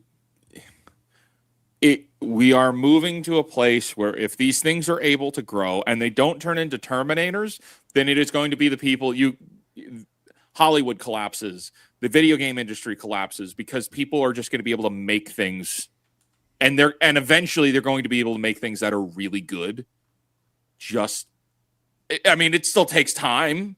It's not like it's done at the snap of a finger. You still have to really work on it and refine it and learn what you're doing. And there is a craft to be had there. There is still regular art and work to be done, right? It's not a one size fits all. What I'm saying is this will give the ability for a single person or a small team of people who otherwise would have needed to spend tens of thousands, hundreds of thousands, millions of dollars to do things at such substantially smaller budgets.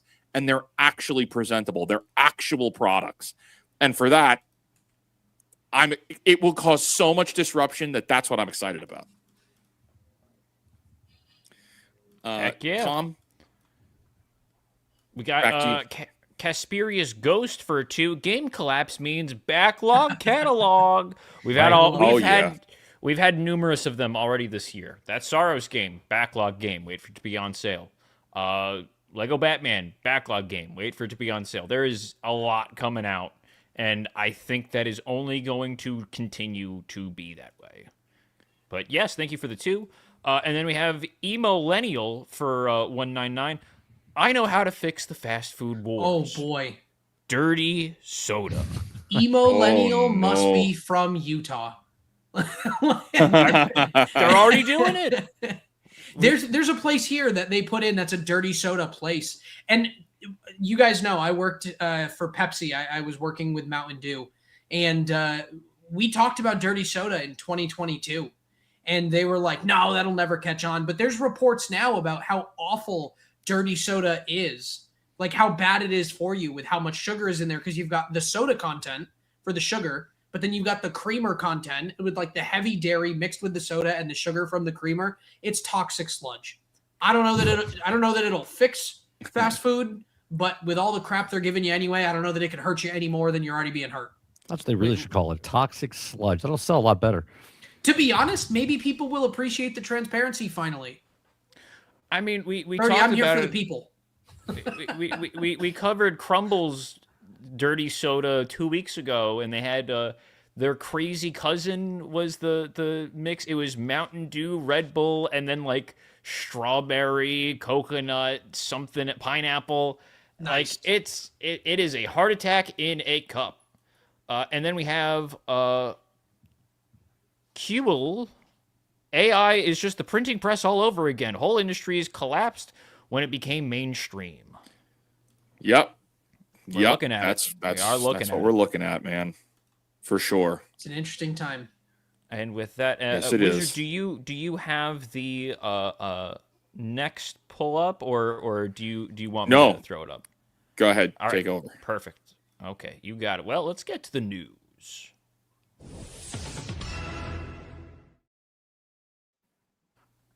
It's Hollywood Reporter. Oh, all right.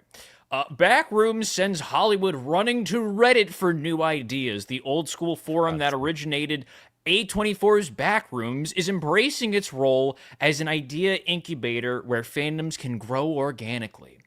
Now, there's always like the joke of, oh, whenever things happen, Hollywood or any of these big companies always learn the wrong lesson from them. And I feel like this is just another clear example of this was maybe not the lesson to learn from the Backrooms is succeeding. It wasn't, oh, well, it came from Reddit, so Reddit must be good. No, that's not. That's not what made it successful. But I thought that was just a fun thing. So let's just get into it. Years before Backrooms burst into theaters with its $118 million global box office debut, it was the focal point of fan debate, creativity, and discussion on Reddit. The tech platform is built around subreddit communities focused on specific topics, from the broad our sports, our movies, etc., to the hyper niche. One of the communities was our Backrooms, which was formed after a post on the image board 4chan sparked the idea for the fantastical and dreary world. It started back in 2019, and it was where people were coming together to really take this simple concept into all these discussions and the lore building that happened in there, says Jim Squires, chief marketing officer of Reddit, tells The Hollywood Reporter. Kane Parson, then using the pseudonym Kane Pixels, took the concept and ran with it, creating a Backrooms video series on YouTube, leading to the feature from A24. Reddit has helped build communities on different topics, and that includes the internet phenomena. The bigger the community, the bigger the opportunity to create something worthwhile, says a moderator on the R Movie subreddit who agreed to speak to the Hollywood Reporter on the condition that he be identified by his username.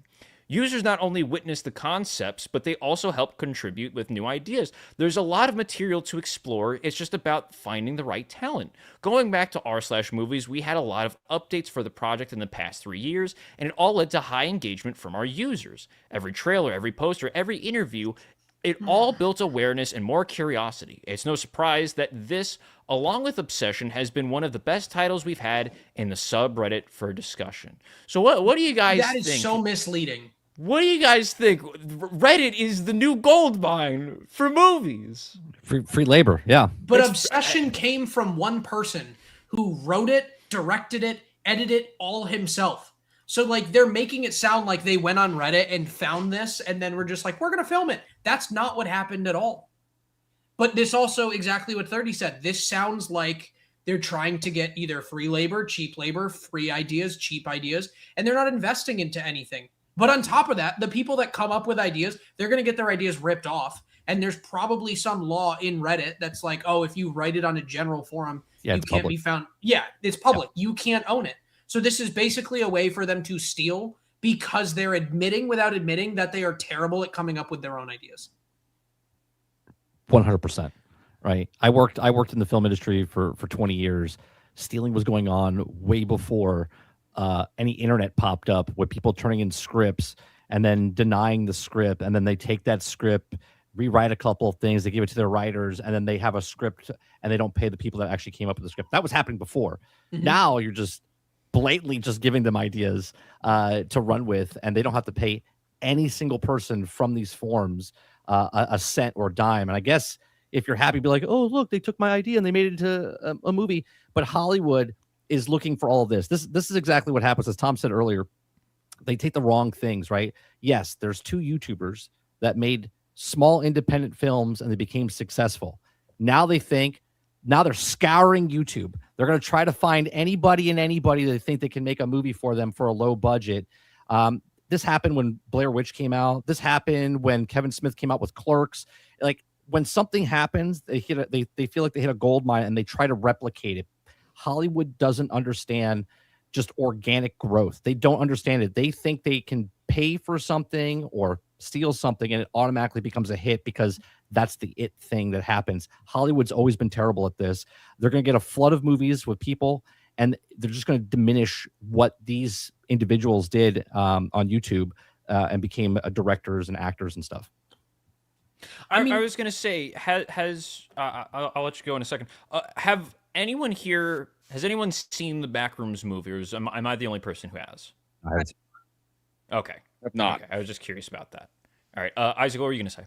What I was going to say is there are YouTubers, and the biggest example that everybody knows is Mr. Beast. And he literally tells people, take my ideas and make them your own. Like, he doesn't have an issue with people doing that. The thing is, he's saying that, and it's usually individual people. But the second a company did it, it would turn into a massive copyright lawsuit, and they would be, lawyers involved and tens of millions or hundreds of millions of dollars involved in that. So even though there are YouTubers that are like, yeah, go for it, like, we're happy to encourage it, there are so many people that as soon as they saw one thing that's like theirs, they get sue happy. And like, that's what they want to do. So I'm happy that Hollywood is like, hey, let's find new ideas. But this feels like the origination point is coming from the wrong place. And this feels more like a lazy solution versus a productive one.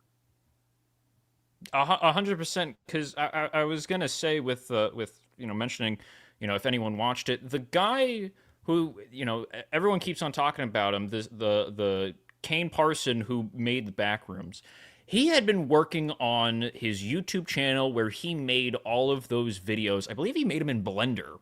And he had been working on them since like 2019, 2020, when he was a teenager, back when he was like 15. So for the reason why the Backrooms movie worked and is successful and people liked it is because this kid spent years making these on the internet at his own pace, his own self-produced things, and it was picked up by A24 of being like, hey, this has blown up in popularity, we'll give you the money to, work on it. But also I believe he had the statement of, it's like, this is my project. Like, I'm working on this. And I believe he did both writing and directing. And granted, the writing was a little bit wonky, but I said in the review we did it on Fake Wizards, I'm excited to see where this kid's career goes. Because if he's pumping this stuff out at 20, what's going to be down 5 years from now when he gets a little bit better at writing, when he gets a little bit better at doing things? He's got a great talent for visual storytelling. Like that movie, if you didn't like it or if you liked it, is visually impressive. It's visually captivating. So I'm very excited to see. But it says right here, as Hollywood appears poised to pivot to digitally native creatives like Parsons' obsession director Curry Barker, Reddit is emerging as a focus point alongside obvious suspects like YouTube and TikTok for agents and executives seeking the next big thing. Indeed, one agency veteran says that assistants at their agency have identified a bunch of subreddits and short stories that they think could lead to compelling ideas. This is a little bit concerning because it mentions a little bit later how one of the stories that they did was also from subreddit. There's that Sydney Sweeney movie coming out, I Pretended to Be a Missing Girl, which was on one of these forums. A lot of the creepypasta and the horror stories that were on there, some of them have gone through such revisionism from just years on end, you may not even be able to find the original creator. Like, you may not be able to find who even made this stuff to begin with. So it's going to end up being just free pickings. And it's just like, hey, remember that story that we read? I think going in that vein, we have to look at the bureaucracy that comes with the money, right? Because the reason that Backdoors succeeded or that Obsession succeeded was because it was one writer, it was one director. It was, in Curry Barker's case, he also did the editing. It was all his own thing. But the second dollars get involved from other people, most cases don't have the ability to say, this is my project, you can't touch it. They don't have George Lucas in the 80s power, right? They don't have that level of success. So, did they do well? Sure. But to my understanding, Curry Barker got signed by A24 to do the new Texas Chainsaw Massacre. He's going to do a new version of that. That's exciting. I think so. Yeah, that's cool. But Now he's got A24 people to answer to because they expect a return on investment. It cost him $750,000 and he had full autonomy to do anything he wanted with Obsession. He doesn't have that anymore. Yeah, there's a difference when you're on set and you have your own, because I've worked on independent films and I've worked on blockbuster stuff. And director that has independence, they love it, right? They just keep doing what they want to do. They take their time. But when you get on a corporate set, okay, you got producers, you got a whole crew of people. When you set up, the tent where all the directors and producers sit, they come in, they're like, oh, can you do this?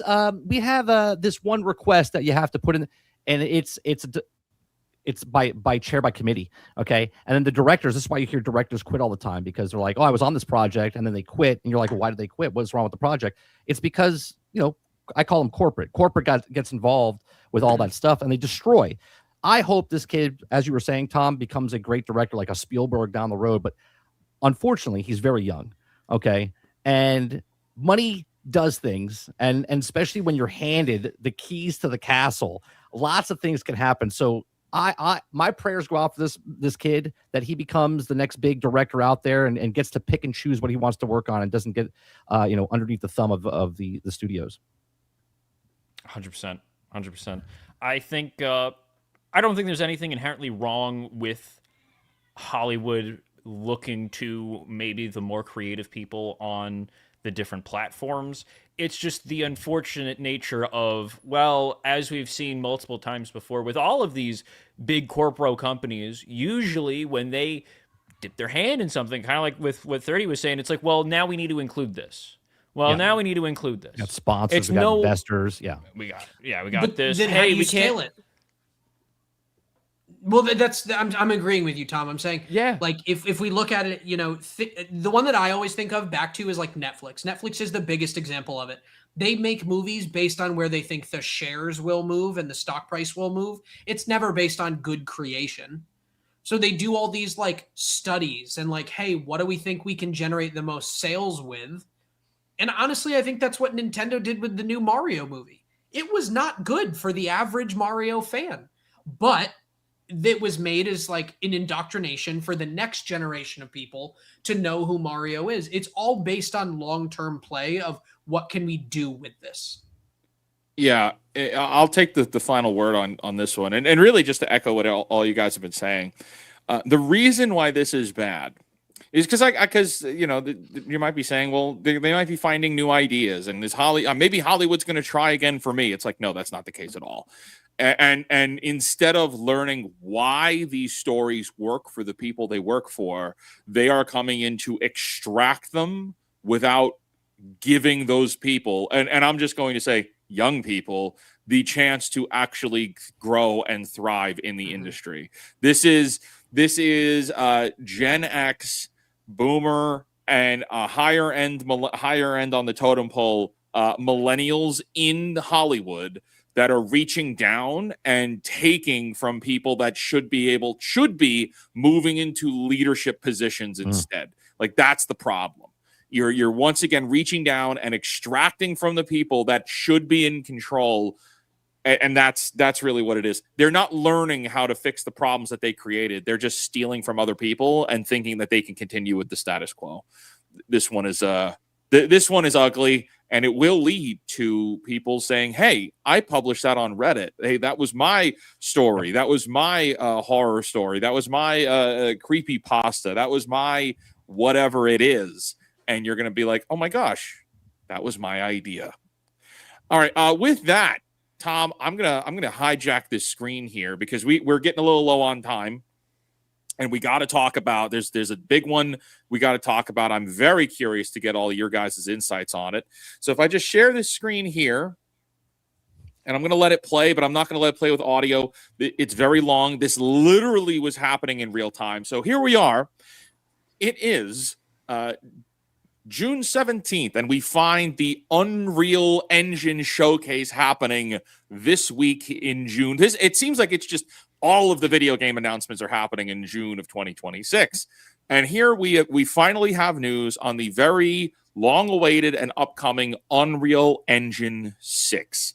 And so what we are seeing here is that showcase event where they're explaining all of the features and exciting things that you're going to be able to do with this software. So they're still working on, they're still going to be 5.8. So they're not exactly ready to launch it yet. This is more like the unveiling. And Unreal Engine 6 is slated to be available before the end of 2026, which means it's coming out soon. Now, we've already got a tech demo. There was videos that came out about this. Now, I'll say I don't trust all of these trailers myself. I don't trust like that. But they look and promise in the same way that Cyberpunk 2077 looked and promised, right? But this time, it seems like it might actually be real. And what we're seeing here is just the design elements that are going to be built in and how you're able to just sculpt worlds and sculpt planets.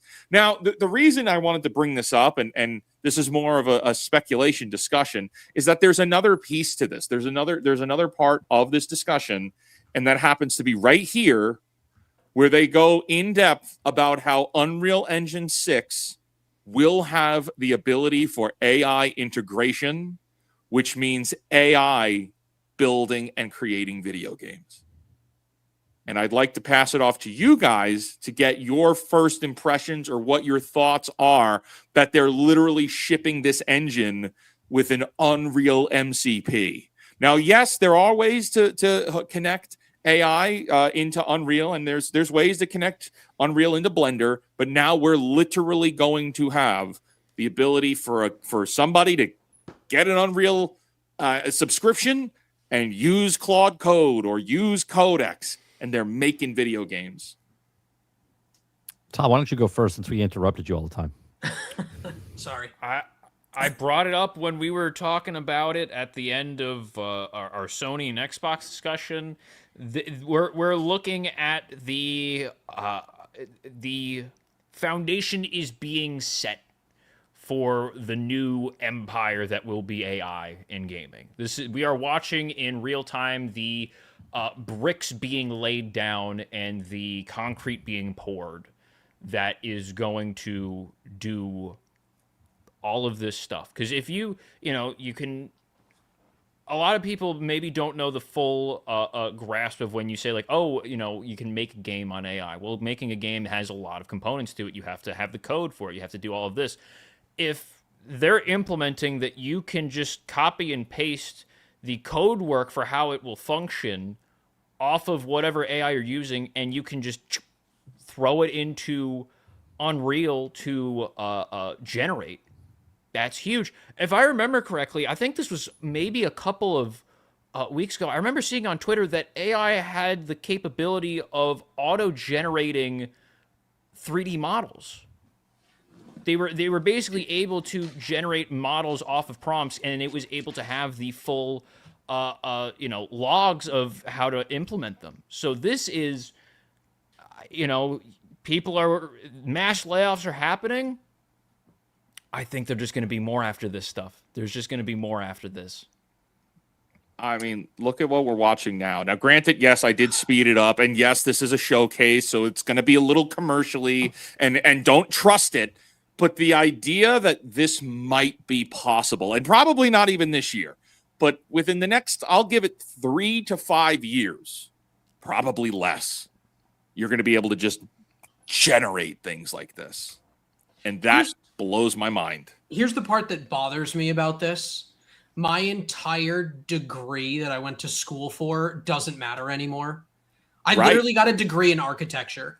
Like, I was watching them build that 3D model of that apartment. I'm like, that used to take me a full day to do that. And I'm not talking 20 years ago. I'm talking like 4 years ago. That would be an entire day. But the part that I'm seeing that really, really, really scares me is that this is not going to be accessible for indie devs.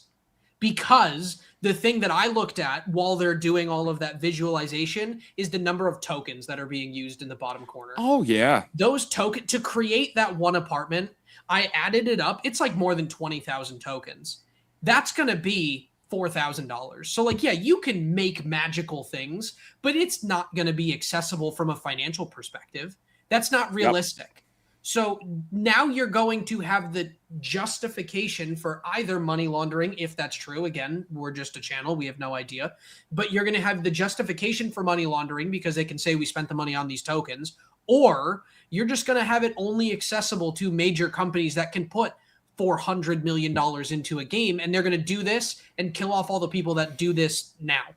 They're going to have decreased teams, but spend tons of money, but it's all going to be automated with a few people leading the prompts versus teams of people. And we're going to see a mass, not even exodus, a mass firing within the industry. 30, what are your insights? The way I was going to bring up the token thing too, because I looked at it, I was like, wait, but there's tokens down there. So I'm going to put this in comparison. I've been using Suno for like 2 years now, right? Which is the AI program that you make music. If you come to my stream, in the beginning of my stream, I have like 2 albums that I've created that I wrote, but Suno makes the music. Now I get like 25 or I think it's like 3,500 tokens a month to use. And when I make a song, right? Sure, you can put it in there and it makes a song and it sounds okay.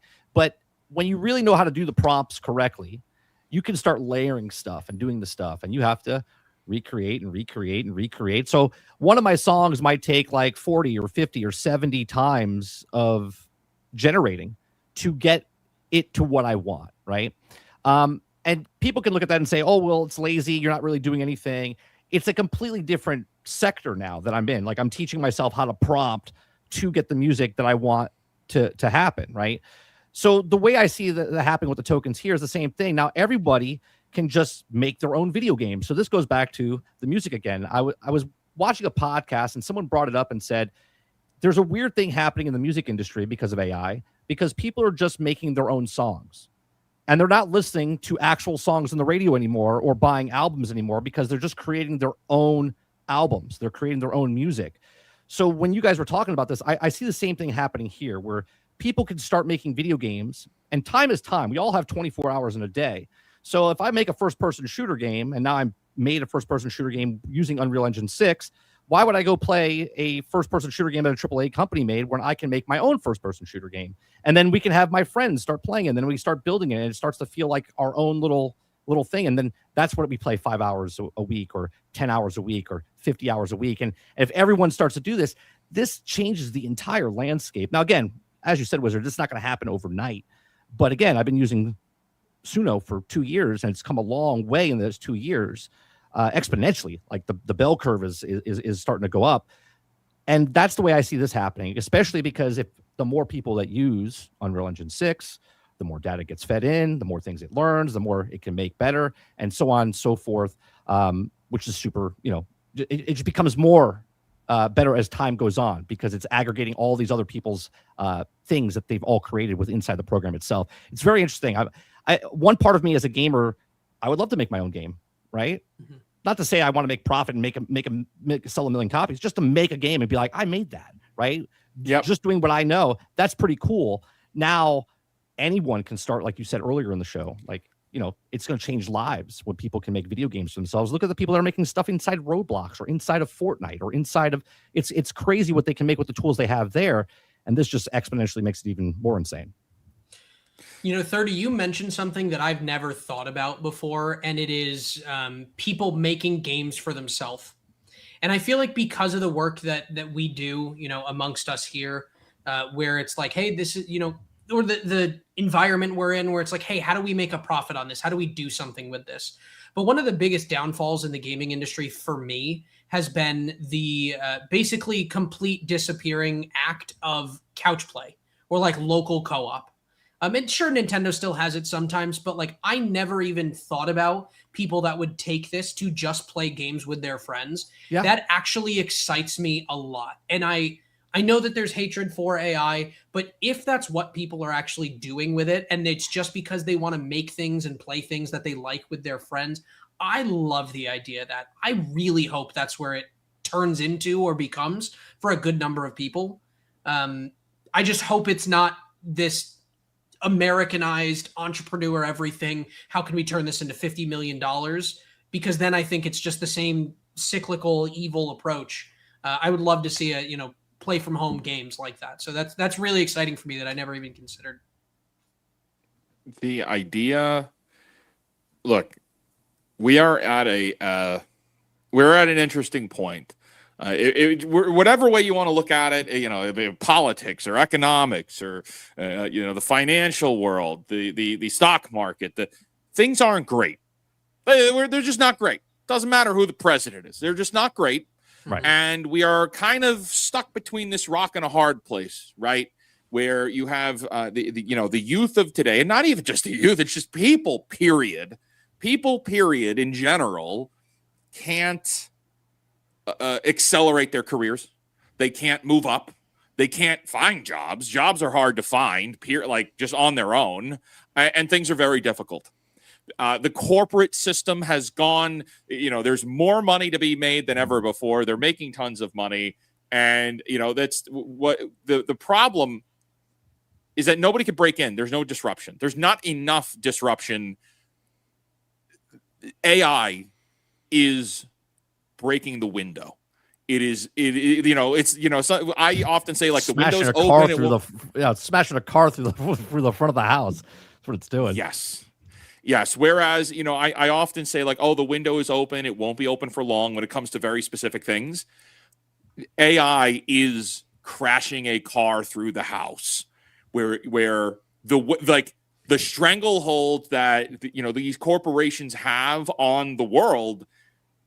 If you play with this stuff, if you learn how to use it, you have the ability to break through. And that is not going to be available forever. But I love the disruption, because you know what it means? It means some executive in Disney is going to sweat. It means some executive in Warner Brothers, the coalition, Microsoft, Xbox, Sony, PlayStation, Nintendo, they're going to sweat, because they're going to see, oh no, what we make and what we do isn't special anymore. And if it's not special anymore, then we can't charge the crazy prices we do anymore, right? Because everybody can do it. And you may be an arts purist, and more power to you. Respect. I understand where you're coming from, but we're specifically from the place of, I want to see the Jenga tower fall, and this is the best way to do it. This is the opportunity to do it. I think Isaac made a very good point. I think 30 made very good points on the token situation. I think eventually, when this thing starts to draw to a close, it'll be because they start making these systems so expensive that they price out the little guy. But then I've seen it in the chat. You guys are right. There are open source models. There are people constantly making this stuff open source. The genie is out of the bottle. If you give people the knowledge and information, you give a man a fish, he eats for a day. You teach a man to fish. In this case, if you give us the technology to invent video games, you can't put that back in the bottle. It will become open sourced eventually. It's over. Look what's happening in the film industry, or on YouTube anyway. There's channels blowing up because they're just making fan-made AI Star Wars. They're telling stories better than the actual people that own Star Wars, and they're just fan films. Yeah. But now the fan films can be so much more, and they're not trying to make money or profit. They're just fans making a story of what happened after Han got frozen on Cloud City. You know what I mean? And people just watch that stuff. And there's people that don't care it's AI. They just want a story, and they're like, you know what? That's interesting. I want to see that. And no one would green like that. No one would be like, hey, yeah, I want to know what happens on Cloud City after Han gets frozen, right? They're not going to put that in the thing. But because you can make it with AI on YouTube, it's fantastic. Nobody wants to make a song about how Xbox is the plan, and their whole business model is failing.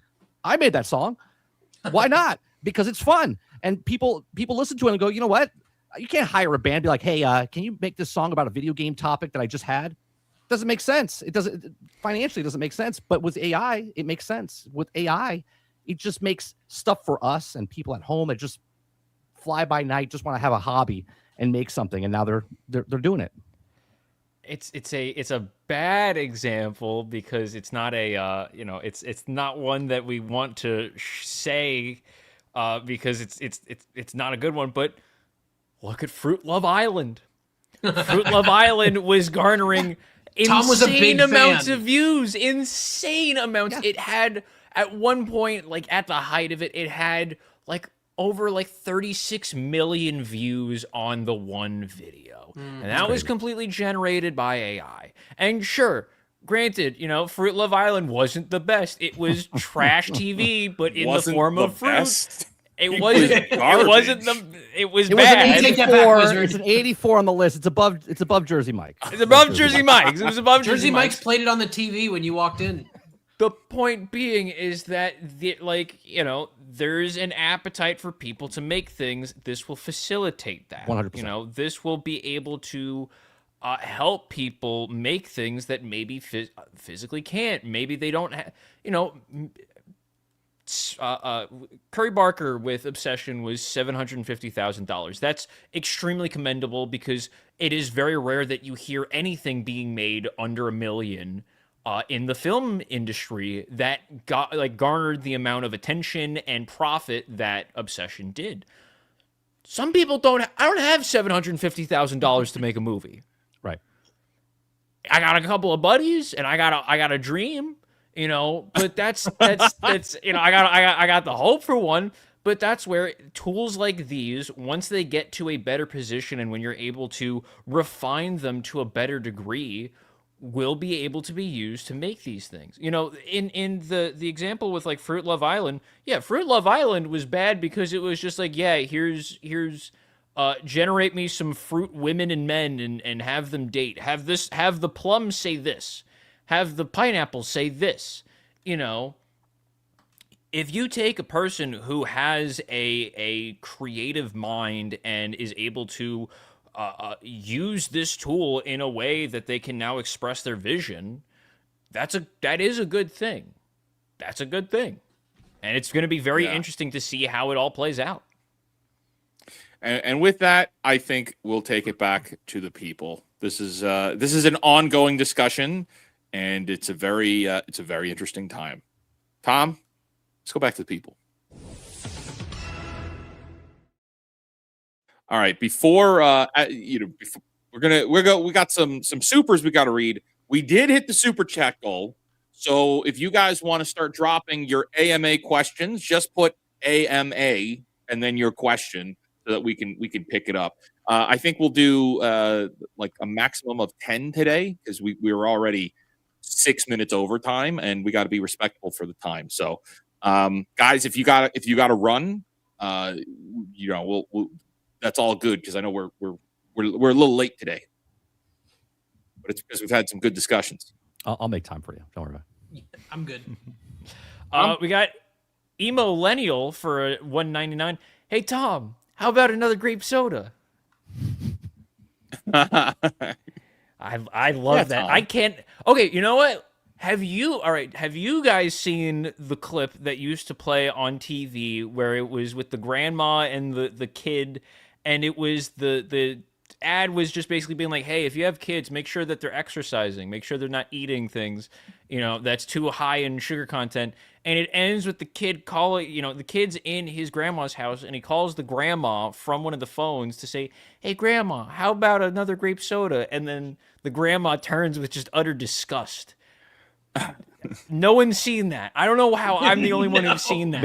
I mean, you showed it. You showed it last. Was it Yeah, last you week? showed We it. did Yeah. show it to off. us. We did show it off. Yeah. But I never curious. saw it before that. So that's Tom, some of the used to stuff see that that all you've the seen is time. so obscure that it makes sense that we haven't seen it. it used to be on like all of maybe it was like an early morning with the cartoons, you know. It was You should probably see like Tom's Instagram algorithm. Yeah. Algorithm. I don't know that I want Dude, I kind of ruined it. It's a lot of cat videos right now, but I have actually mentally deranged people just being like, they're in the walls. They're in the walls. I'm like, this is the content I'm looking for. Oh my goodness. Quill for a 5. I totally get where you're coming from, but why are we complaining that Hollywood is trying to find new ideas? I feel like we answered that, but to just reassess, it's because Hollywood doesn't necessarily learn they're going to do the same mistakes that they've done that has ruined everything else prior to, just now with a new coat of paint. Is really like, sure, the idea may be different, but it's still probably going to be the same schlock with just a different device to be consumed from. But thank you for the 5. Bros Pros for another 5. You can use locally hosted LLMs and there would be 0 tokens cost. There is some cost in terms of hardware, of course, so there is that, but 0 tokens. So yes, as we we just mentioned before.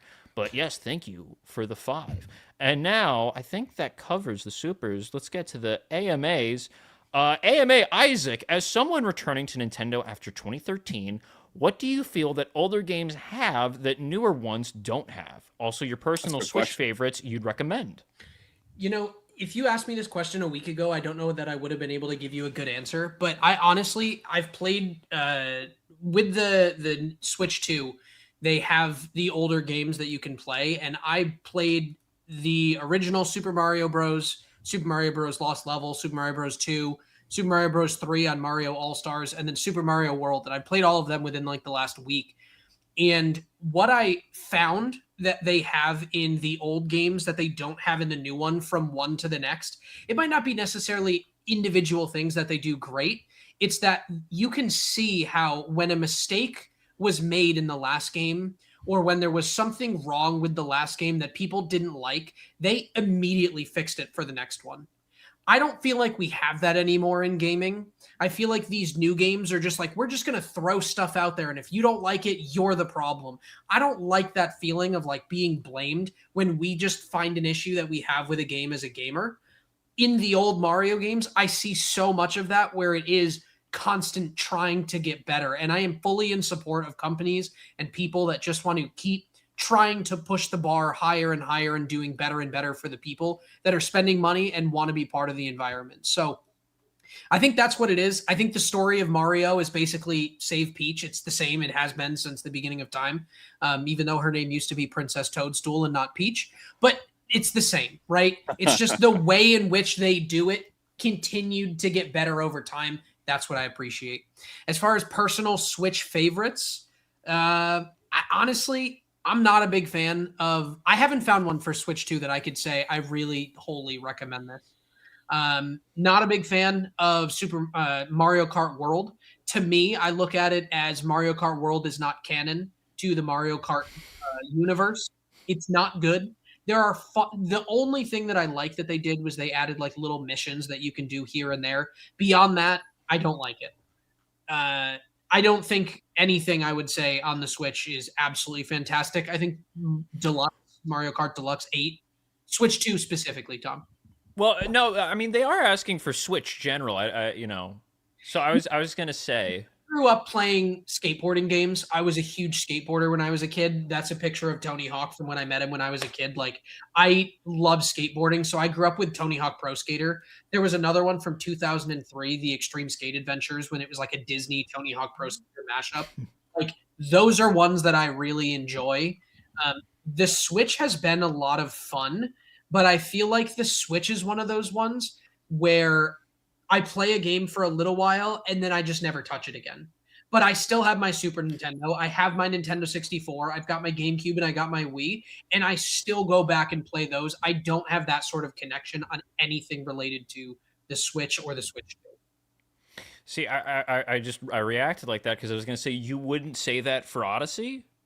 Odyssey was good. I've tried to play it a second time and I can't. But I've played Mario 64 100 times. Fair enough. Odyssey's great, and if you played Odyssey, then you know it. But Fire Emblem Three Houses. I've never played it. I know you love that game. Oh, I'd no, be that's interested to see it. Personal Switch favorites. It's Marvel good. Ultimate I don't think it's your Alliance speed. 3. Okay. Oh, that's a good one. Wait, Shovel which one, Knight's 30? Treasure Trove. Marvel Ultimate Alliance 3. It was exclusive on the Switch. That's the only reason I bought it. Okay, that's fair. This wasn't an AMA, but I thought it was funny. Tom invited to the barbecue? Question mark?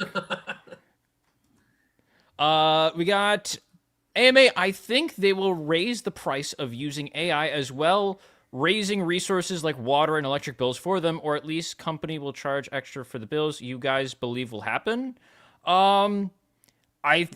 Everything's going up in price. So it's not far-fetched to say that everything that you just listed is going to go up as well. I very much could see that reality. The answer is yes. Yeah. The answer is yes, but it's going to go up regardless. They're just going to use this as the excuse as to why it's going up. You know, it's really funny. We keep getting more energy efficient, energy saver, fuel efficient, fuel saver products. The cost never goes down. And the cost never goes down. It only ever goes up. So somebody's lying. Could it be everybody? I just want to bring up one small quick point for this. In relation to the AI, I've heard that with the launch of SpaceX, they're trying to figure out how to put servers and like the data centers in space with the launch of SpaceX. So not that they've already done it, not that it's been proven, but something to keep an eye on. Because if they could do that, they're using the cooling from being out of the stratosphere, the universe, or whatever, that would allow them to not have to put the cost all over to the moon's just going to be one big server, cloud server. It's going to be amazing. That's why we're going to Mars. It's a server farm. It's going to turn into Sonic Adventure. It's going to blow up. They're going to blow up half the moon to make room for servers. We got Emollennial, AMA 30. How'd you meet Wizard and the crew? Oh, well, I met Wizard because on my show in the mornings, plug, that I do Monday through Thursday from 10 o'clock in the morning till noon Eastern, I watch videos and react to them. And last year, over a year ago, I watched, I saw Wizard. I forget what video it was. I was like, this dude's wearing a beard, right? I was like, okay. I was like, let's watch it. So we watched one of his videos. We responded to it. And then afterwards, I think you said, hey, thanks for watching my video. And I was like, I reached out to you and said, hey, I do a podcast where I interview people, and Wizard said, "Oh, come on." And so last year in like July, almost a year ago, we did an interview together. And then he's been on the show, my podcast, GXG. He's been on the video game award show last year. So we just hit it off and just started steamrolling through. And then they invited me onto this show. So that's how I met him. We're glad to have you here. Hell yeah. And the rest is history. AMA, any progress or idea of a Discord-like server or forum for us to hang out and talk wizard stuff? Casting spells. A great question. That's a really great question.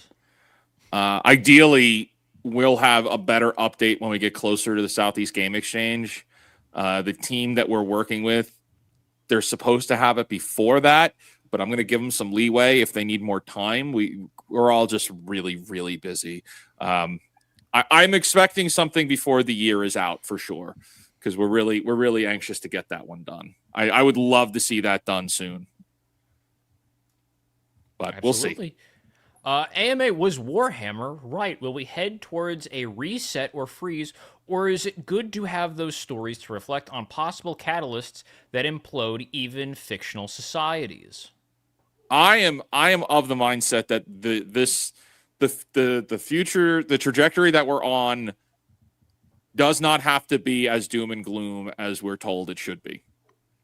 I just refuse to accept that. It could be doom and gloom if we do nothing.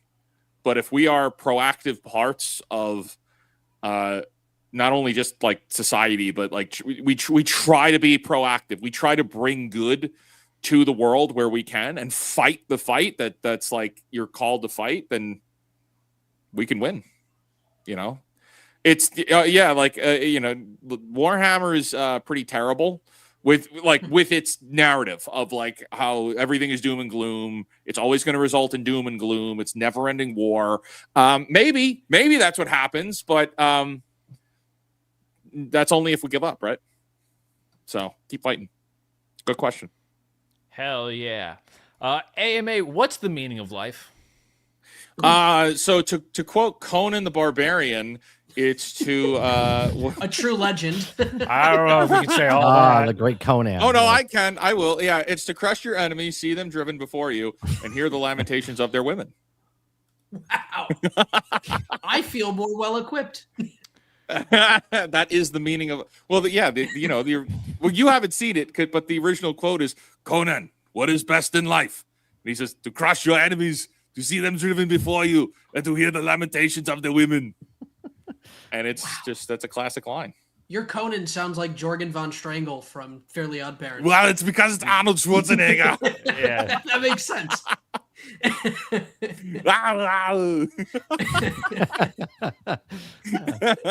Oh, that's a good one. Good question. AMA, what is a piece of media that changed your life? Oh, that's a good question. That's so tough. That's so tough because There's it's so many good. forms of media. So like you could answer this type of media or this type of media. They're so different. Like Star Wars, Hercules. I could just go over the timeline here of like all the old ones, right? Yeah. I'll say probably because I just keep raving about it, but I would say Fire Emblem, Three Houses. That was a profound experience. That was a profound gaming experience for sure. I was not expecting to fall as hard into that game as I did. That one, it caught me very much off guard. What about you guys? I am going to go with a book, actually. There was one book that I read. I'm from a small town in upstate New York, never realized possibility of, running a business or anything like that. I found a book at a Dollar Tree in Florida when I was 18 called One Click, and it was the story of how Jeff Bezos built Amazon. Not saying he's a great person, not saying Amazon's a wonderful corporation. I just had no exposure to that and didn't know that that was even a possibility. That was on spring break, my freshman year of college, and I immediately went back and transferred to business, and the rest of my life's history. I would have been an architect had that not changed. So my life looks entirely different after I realized that there was a possibility there. So great book, pretty quick read, but fantastic opportunity to learn about business. Mine is just movies. Movies in general got me where I wanted to work in the business, and then I worked in the business for 20 years. So starting with like, Star Wars, Back to the Future, Jurassic Park, like watching all these things and going, that's amazing. I want to do that. Mm-hmm. And then I got into the field. So I would say just movies in general. I'd go with 30, but I think if I can back in, I want to say like 2020-ish. I remember watching The Grand Budapest Hotel by Wes Anderson. Ooh. Okay. And it was one of the movies where I was like, hey, this is a lot of fun. I'd like to be able to do stuff like this. And I think that was I always had a knack for wanting to do creative stuff in the entertainment space. But I think that was specifically the movie that like kind of clicked of like, oh, you could there's such a level of style and design and look that your movie can really have to be your own personal thing, and it's one of my favorite movies, and I think that was something that like more in more recent years, because like I could say Pokemon, and because like Pokemon is my favorite genre growing up, or Godzilla because I love Godzilla, but like I think that more recently was like one of the bigger things that I actually watched, and I was like, oh, you could do like a lot with this stuff. That's awesome. So yeah, I'd say that. And real quick, behind the scenes, just because nobody knows this about Tom, or maybe they do, but only at a little bit. They don't know him like we do. Tom is one of the most creative people that I've ever met in my entire life. So him saying that the Grand Budapest Hotel is like what put him on that journey, I thought that movie was quirky, but I totally understand where you're coming from when you say that. And it's crazy that like the creative Tom that I know now came from watching that movie. That's such a solid answer. Well, the creative Tom came from a lot of things, so it was maybe just the more recent thing. Fair enough. As I said in a previous episode, I think the kids call it undiagnosed. AMA, I love it. No, trains and horses. No, I don't. Do you think Fortnite's next move will be, instead of copying PUBG, will be copy everyone that uses AI in Unreal Engine, and they will just sit back and collect the cash? Yes. Yeah. Yeah. Why not? Yeah, I do. Most likely. That's most likely. Yep. Very much yes. AMA, favorite retro games, any era. So we'll do probably one each. Retro game, I would give... I like Donkey Kong Country a lot. That's such a good answer. I like Donkey Kong That's a Country. good answer. Oh, that's such a good answer. I like old. Only because I played like it recently. I'm old- gonna go Star Fox 64. You replayed it to prepare for the one coming out? No, I actually played it on a flight. Oh, I played it on the flight to your house. I wish I knew that. That's crazy. Yeah. 30? I'm gonna go with Smash TV. You guys ever play Okay. Smash TV? Yeah. Yeah. It's a twin stick shooter. It's so simple. It's such an easy game. I'm surprised they really haven't like made it again in a new form. But yeah, I used to love that game. I hate saying this because it sounds so generic, but I gotta go Mario 64. Tom, I feel Mario like you were smiling because you 64. already knew what I was gonna I was- say. It's so good. I was stopping myself from going Mario 64. It's so good. It's so good. It's just like the more you learn about it, and like it's the replayability is incredible. What it did for 3D gaming, it's just such a classic. It's so good. I wish my answer wasn't Mario, but I only played Mario growing up, so that's really all I know. Hell yeah. And then question. AMA, is there a happy ending where the good guys win? It depends on. Are we talking about movies or Are we talking about real life? I was Are just we gonna say, is that? Are we answering the profound today? which happy ending? This Yeah. is Wizard Stream at night. Well, Yeah. no, because we could also get okay. We could go that direction with it, or we can get philosophical and be like, yeah, well, do stories ever really end? At what point do we define That's the deep. ending? Yeah, it's deep. Get Lord of my the Rings. Cigarettes. Lord of the Rings has a definitive good ending, so that's a good one. Does Hobbit ruin it though? I don't know. Now, Hobbit was the prequel. That's pretty Hobbit cool. is Yeah, but I didn't. Yeah, it's a sometimes the prequel. prequel or the sequel ruins Well- like the rest of it. So the book was the Hobbit book was written first. So it's the Okay. Hobbit book and then the Lord of the Rings and then all of the other stuff that just kind of expands on the story. So Sure. no, the Hobbit movies aren't great, but they're better if you watch them all in one sitting and you got to watch the extended editions. That's the best.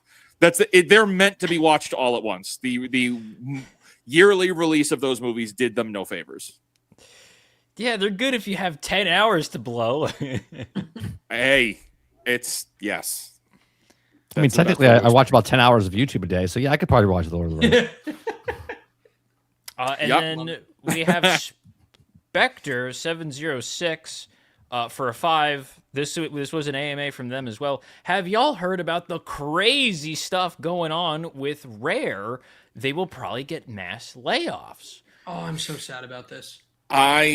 it's just seeing that. I wish I remembered that when we did our segment on it, but I completely forgot. But yeah, Rare was referenced as being one of the companies, one of the studios getting hit with layoffs. So we're gonna I'm have so to wait and sad see. because they've been there for so long. Yeah, but it's not the Rare of old. Yeah, it's We different Rare. want them to be the Rare of old. They're not anymore. This is the second time Rare- they'd be doing. Yeah, it's Rare in name only. Right now, it would be the Sea of Thieves people. That's basically who the Rare company that is Yeah. in Microsoft Yeah. right now. The your Grant Kirkhopes, your Banjo Kazooie people. They've been gone since God knows when. Think of all of the Rare franchises that Xbox owns and they're doing nothing with. Banjo-Kazooie, Perfect Dark, Viva Pinata, Battletoads, doing nothing with these Yeah, things. but Sea Wizard, they paid for it so nobody else could use them. See, that's Yeah, they're the playing plan. 4D chess over here. Hey, The I was Smiling the Friends joke. when Asha Sharma put out the tweet of like, what do you want to see from Xbox? I was like, Viva Pinata, and Viva Pinata. Not a remaster. Not like okay, maybe a remake would be okay. That would be suitable because it's like a little farming simulator with pinatas. But I would play that again for sure. Guys, we did have. I think that's going to wrap it up on the supers and AMAs. But we did have a whole bunch of gems came in that I was not able to catch, and then YouTube refreshed, so they're gone. But we're going to play it anyway.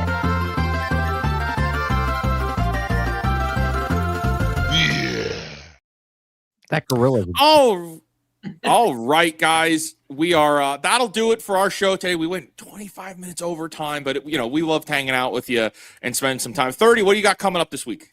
Just got the daily show that we do in the mornings, 10 o'clock in the morning, called The Daily Grind, just covering local news stories. And then we do the podcast coming up on our 500th episode of Generation X Gaming in a couple of weeks. Amazing. So we've been doing that for 12 years. Nice. All right. Isaac, what do we got coming up? Oh my gosh, so much stuff. We're working so hard to prepare for the Southeast Game Exchange coming up. That is, I believe, almost 1 month away. So by the time we meet with you guys next week for this show, it will be past or less than a month. So working really hard on that. And besides that, we just have so many other side projects that we are working on. So we are super excited to tell you about them in due time at the right time. So bear with us. Definitely make sure you go check out 30, and we will see you guys again as soon as we can. Yes, we are exactly 1 month away from Southeast Game Exchange. So that's going to be big. We are 1 month away to the date. Tom, what do we got coming up? Well, we got a couple of things. So we're working on some reviews for Fake Wizards at the moment. Tomorrow you have your show in the morning with Mr. Marvin Montanaro. You have Culture Crossfire. I gotta get ready for that. What time is that in the mornings? Oh, it's at 9 a.m. tomorrow. 9 a.m. tomorrow. Then we got to go see Toy Story 5. We have a shotgun, a gauntlet of movies we're going to have to shotgun tomorrow to be able to talk about. Yeah. And two of them I don't want to see. Yeah, there's two that we do not want to see. And then you have on Friday, you're on Friday Night Tights again. Yep. And then on Saturday for FakeCast, I will be back. We are back in our normal setup, so we can both get into it. And on that day is when we were planning on doing our the anniversary celebration for 2 years of the Real Life Fake Wizard channel. Nice. Yes. We were going to do it yesterday. We're going to move it to Saturday morning and do it part of our normal routine. So look forward to that. And I think with that, guys, that's going to do it for us here. So until next time, create, innovate, inspire others, and cancel your Disney Plus subscription. All right. Take care. We will see you next week. Bye-bye.